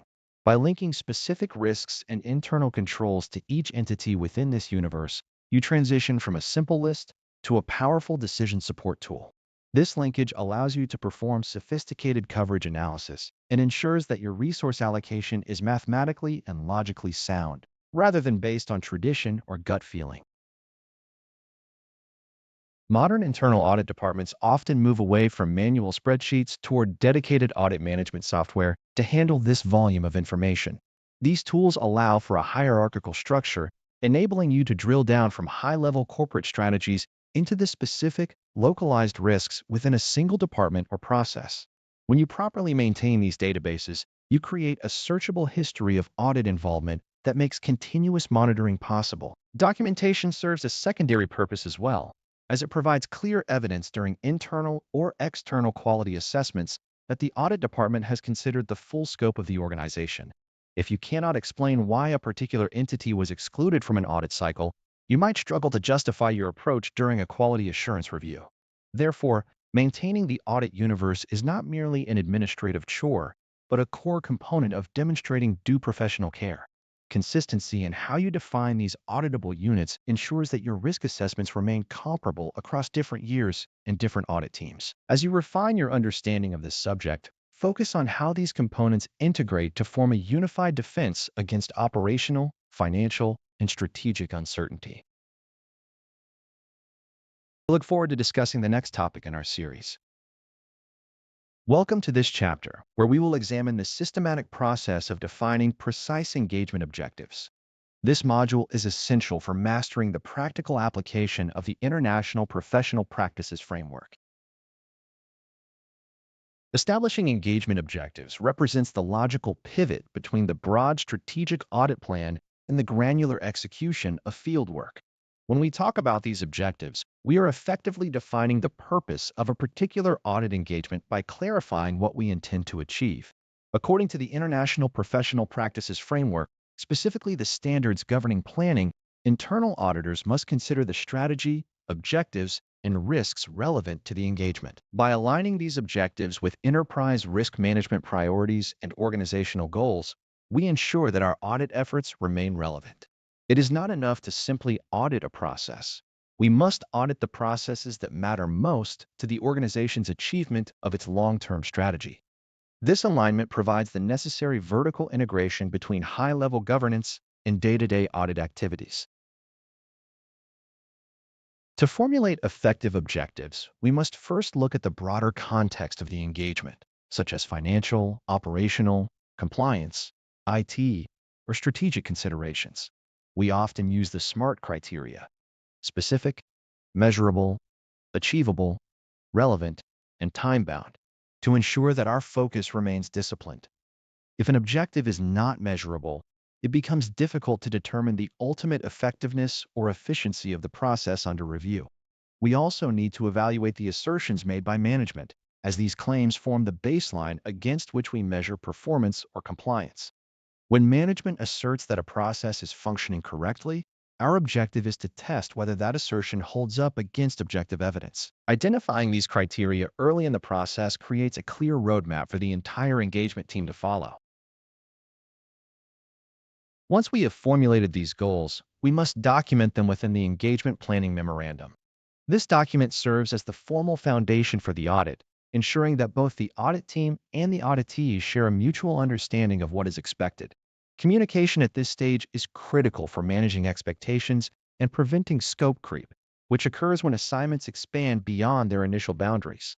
By clearly stating the objectives, we facilitate more accurate resource allocation and determine the appropriate methodology for our procedures. Furthermore, documenting these objectives provides a stable baseline that allows us to evaluate the achievement of those goals during the final reporting phase. We do not want to reach the end of an audit and realize that we have gathered information on everything except the core issues we intended to test. The link between these initial objectives and our final reporting is non-negotiable. Every finding we document and every recommendation we propose must be traced back to the original engagement objectives established during the planning phase. If a finding does not relate to an objective, it is either an outlier that needs to be assessed for significance or an indication that the engagement scope was not defined clearly enough. Consistent orientation toward these objectives keeps the audit focused on risk areas that have the highest potential impact on the organization's strategic success. As we move through the engagement, we must perform continuous monitoring to ensure that our procedures are still designed to meet those initial goals. This discipline ensures that our final work product provides high value to the organization while adhering to professional standards. See you in the next lecture.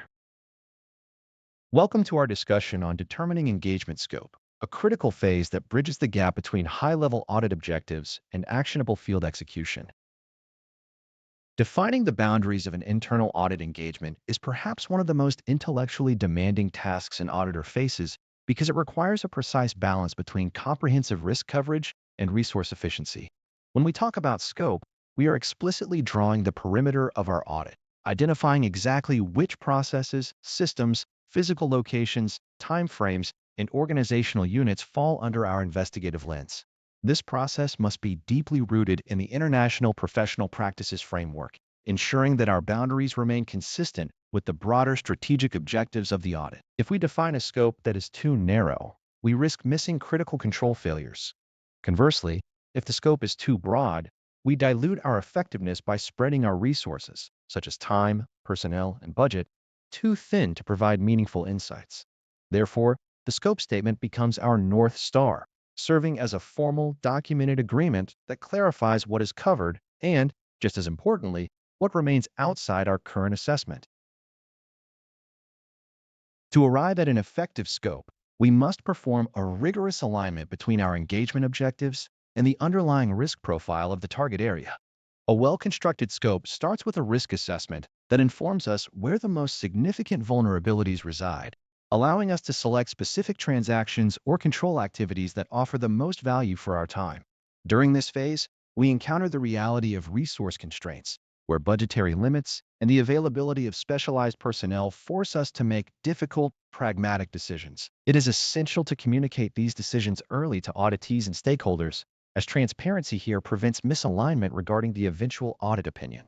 Once finalized, this definition should be formally codified in an audit planning memorandum, which serves as both our operational guide and a point of reference if questions arise later in the field. Even with the most careful planning, we must stay vigilant against the phenomenon known as scope creep, which occurs when audit activities expand beyond their authorized boundaries without formal approval. Uncontrolled expansion can derail project timelines, deplete budgets, and cause significant friction with auditees who did not anticipate such extensive testing. We mitigate this through continuous monitoring during the execution phase, where we evaluate if our original assumptions about risk and process complexity still hold true as we uncover new information. In cases where management or auditees impose restrictions on our access to evidence or data, we face a scope limitation that requires immediate, objective, and professional handling. Addressing these limitations may involve escalating the issue to the chief audit executive and, if necessary, the board or audit committee, as our ability to provide a definitive audit conclusion depends entirely on our freedom to obtain sufficient, reliable, and relevant audit evidence. In the modern audit environment, we can utilize data analytics and advanced sampling techniques to optimize our coverage without needing to increase our resource pool linearly. By shifting from manual sample-based testing to automated, population-wide analysis, we can often cover a wider swath of the organization while simultaneously drilling down into high-risk outliers. This approach allows us to make iterative adjustments to the scope if we detect emerging risks during the engagement, ensuring our work remains relevant to the current business landscape. It is this adaptive mindset, grounded in firm documentation and professional standards, that transforms the scope from a static list of tasks into a dynamic framework for assessing governance, risk management, and control. I look forward to our next session together. Welcome back to our discussion on the practical mechanics of internal audit administration. Today, we will examine the discipline of resource allocation and scheduling within the context of the International Professional Practices Framework. Resource management is not merely an administrative chore, but a strategic pillar that enables internal audit to fulfill the requirements of the annual audit plan. When we talk about resource allocation, we are fundamentally talking about matching the right capacity, whether that is budget, time, personnel, or technology, to the risks inherent in our audit universe. The Internal Audit Charter grants the Chief Audit Executive the authority to manage resources, but that authority must be exercised with precision to ensure that we maintain adequate coverage across high-risk areas. If we fail to optimize our deployment, we inevitably leave significant organizational risks unaddressed, which undermines the core value proposition of our profession. We must approach this process by first evaluating the specific resource requirements for individual engagements rather than applying a blanket heuristic. This means looking closely at the inherent complexity, the specific risk profile of the business unit, and any specialized domains that demand particular competencies. The competency gap is a recurring reality in complex audit environments, necessitating the careful consideration of co-sourcing or outsourcing arrangements. We often encounter engagements that require niche expertise, such as sophisticated forensic accounting, advanced IT security audits, or deep vertical knowledge in regulatory compliance. In these instances, the CAE must decide whether to build, borrow, or buy the necessary skills. This is a direct application of the standard requirement to ensure that collectively, internal audit possesses the requisite knowledge and skills to perform the audit work. When we hire external experts, we are not delegating our professional responsibility. We are augmenting our team's reach to ensure the audit maintains its integrity. Managing these relationships effectively, ensuring experts are integrated into the audit plan and their output is effectively supervised, is as crucial as managing full-time equivalent staff. Scheduling is the logistical manifestation of our strategic risk priorities, requiring us to coordinate closely with business management. We must balance our audit windows against the operational realities of the auditees to minimize disruption while ensuring we meet our own firm milestones. Effective scheduling requires the use of audit management software or project management tools to build out clear, realistic timelines that account for both expected output and potential bottlenecks. These tools allow us to track progress against KPIs, such as percentage of audit plan completed or budget variance, while providing the visibility needed to respond to emerging risks. When we encounter unexpected staff turnover or a sudden shift in the enterprise risk landscape, these frameworks allow us to adjust our schedules dynamically. We must continuously monitor these utilization metrics because an audit plan that cannot adapt to organizational change is effectively obsolete the moment it is finalized. Prioritizing audit engagements is rarely a linear task because we operate in an environment of constrained resources. We must synthesize the audit universe, incoming requests from the board or management, and the cyclical need for regulatory coverage into a cohesive schedule.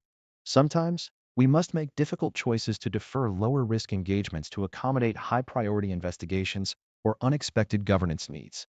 This is where the alignment between the audit budget and the strategic plan acts as our primary guardrail. If we do not track time and expenses with granular accuracy, we cannot perform the retrospective analysis required to improve our future planning accuracy. This continuous improvement loop ensures that our resource estimates become more precise over time, reflecting the realities we observe on the ground rather than optimistic projections.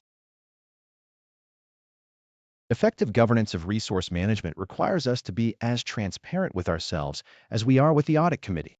By framing our scheduling decisions around risk-adjusted priorities, we ensure that our deployment of personnel and technology matches the board's expectations for objective assurance. Whether we are managing a team of internal IT auditors or coordinating with external consultants, the focus must remain on the quality of the engagement outcome. Our role is to ensure that limited resources are efficiently directed toward the work that provides the greatest return on effort. This discipline requires maintaining a bird's-eye view of our portfolio while remaining ready to dive into the details of specific staffing conflicts. When we succeed in this, we move from being a cost center to a vital strategic asset that protects and enhances organizational value. We'll see you in the next session where we will continue to build on these concepts. Welcome back. In this lecture, we are going to explore the critical requirements for documentation during the engagement planning phase of an internal audit. Meaningful audit planning is not merely a cognitive process. It must be recorded in a way that provides a robust audit trail, ensuring that the rationale behind every decision is transparent and defensible. The International Professional Practices Framework mandates that internal auditors document their understanding of the auditee's operations, business objectives, and associated risks. This documentation often takes the form of an Audit Planning Memorandum, or APM, which serves as the foundational narrative for the entire engagement. By creating this document, the auditor transforms abstract knowledge of the business process into a concrete, structured plan that links business objectives to specific controls. Furthermore, the engagement letter acts as a formal contract between the internal audit activity and the stakeholders, serving as a key piece of documentation that defines the engagement scope, objectives, and responsibilities. This ensures that expectations regarding what is in and out of scope are aligned from the very beginning, preventing scope creep and misunderstanding during the execution phase. A significant portion of your planning documentation must be dedicated to the results of the risk assessment process. This involves documenting not just the identified risks, but the specific methodologies and logic used to evaluate their likelihood and impact. You should clearly articulate the audit procedures to be performed, including the testing strategy and any sampling plans that will be utilized to achieve the audit objectives. If you intend to employ data analytics to gain deeper insights or increase the efficiency of your testing, this should be explicitly noted as part of your methodology. Additionally, you must document preliminary analytical procedures, which help in identifying anomalies and unusual trends, as well as the status of remediation efforts for any findings noted in prior audits. By maintaining this level of detail, you create a clear roadmap that allows another auditor or a peer reviewer to understand exactly why you chose a specific testing strategy over another. Resource management and administrative tasks form another critical pillar of your planning documentation. You are required to clearly allocate resources, establish a realistic schedule, and define the budget for the engagement. This section of your documentation demonstrates that the audit activity has given sufficient thought to the practical constraints of the job and has assigned appropriate staff with the necessary proficiency. You must also maintain records of communication with auditees and other stakeholders, such as minutes from the opening meeting. Documenting these interactions serves two purposes. It preserves a historical record of all expectations shared with the auditee, and it demonstrates that the audit function is acting with due professional care and transparency throughout the engagement cycle. These documents should be organized in comprehensive working papers, which are increasingly managed through electronic workpaper software to ensure consistency, security, and ease of access for the entire team. Supervision and quality assurance are the final safeguards that ensure your audit documentation meets the stringent requirements of the professional standards. Your planning documents must undergo a rigorous supervisory review and formal approval process, ensuring that the plan is aligned with the organization's needs and current risk appetite. This approval provides a baseline for future quality assurance reviews, both internal and external. Throughout the execution phase, it is also essential to maintain agility by updating your planning documentation dynamically as new information emerges or as environmental conditions change. This traceability, from the initial risk assessment down to the final audit procedure, proves that the audit function is functioning in compliance with the International Professional Practices Framework. Good documentation is the physical manifestation of professional diligence, and without it, even a technically perfect audit loses its credibility during a formal assessment. I will see you in the next lecture. Welcome to the conclusion of our journey through the fundamental expectations of internal auditing. As we reach the end of this comprehensive masterclass, it is prudent to reflect on the core pillars that define a professional internal auditor. We have meticulously traversed the International Professional Practices Framework, moving from the foundational core principles and code of ethics through to the intricacies of independence, proficiency, and the audit process itself. You have examined the mandates of quality assurance and the practical application of governance, risk management, and control frameworks. Throughout these domains, the recurring theme remains the necessity of maintaining an objective attitude and applying professional skepticism in every engagement. These are not merely abstract concepts for an examination. They constitute the daily operational reality of a practitioner dedicated to adding value and protecting organizational assets. By internalizing these standards, you are better equipped to navigate the complexities of corporate governance and identify potential fraud risks before they escalate. Preparation for the CIA. Part 1 exam transcends simple rote memorization of standards or definitions. It requires a fundamental shift in perspective where you view internal audit activities through the lens of the IIA's rigorous requirements. During your final diagnostic reviews, focus on recognizing the nuances between mandatory guidance and recommended practices, as this distinction is a frequent source of confusion during assessments. When managing test anxiety, consider the value of simulated timed environments, which mimic the cognitive load you will face on exam day. You should continue to refine your ability to parse situational questions by identifying the underlying principle being tested, whether it relates to organizational independence or a failure in management control processes. Success in this certification is a process of synthesizing knowledge rather than just gathering facts, ensuring that you can apply ethical judgment under pressure. Looking beyond the examination, your career advancement in this field depends heavily on your commitment to continuous improvement and lifelong learning. The landscape of internal auditing is perpetually evolving due to rapid technological integration and shifting regulatory demands across global markets. As you grow, maintaining a professional network through the Global Institute of Internal Auditors and your local chapters will prove invaluable for exchanging best practices and staying informed on emerging trends. The designation you are pursuing is a benchmark of competence, but your true impact on an organization stems from your dedication to maintaining an objective, evidence-based approach, regardless of internal or external pressures. Embrace the role of a strategic advisor who understands that internal control is fundamentally about facilitating the achievement of organizational objectives. Your path toward internal auditing excellence is now firmly established through the structured knowledge you have acquired in this course. Good luck with your certification journey and your future professional endeavors.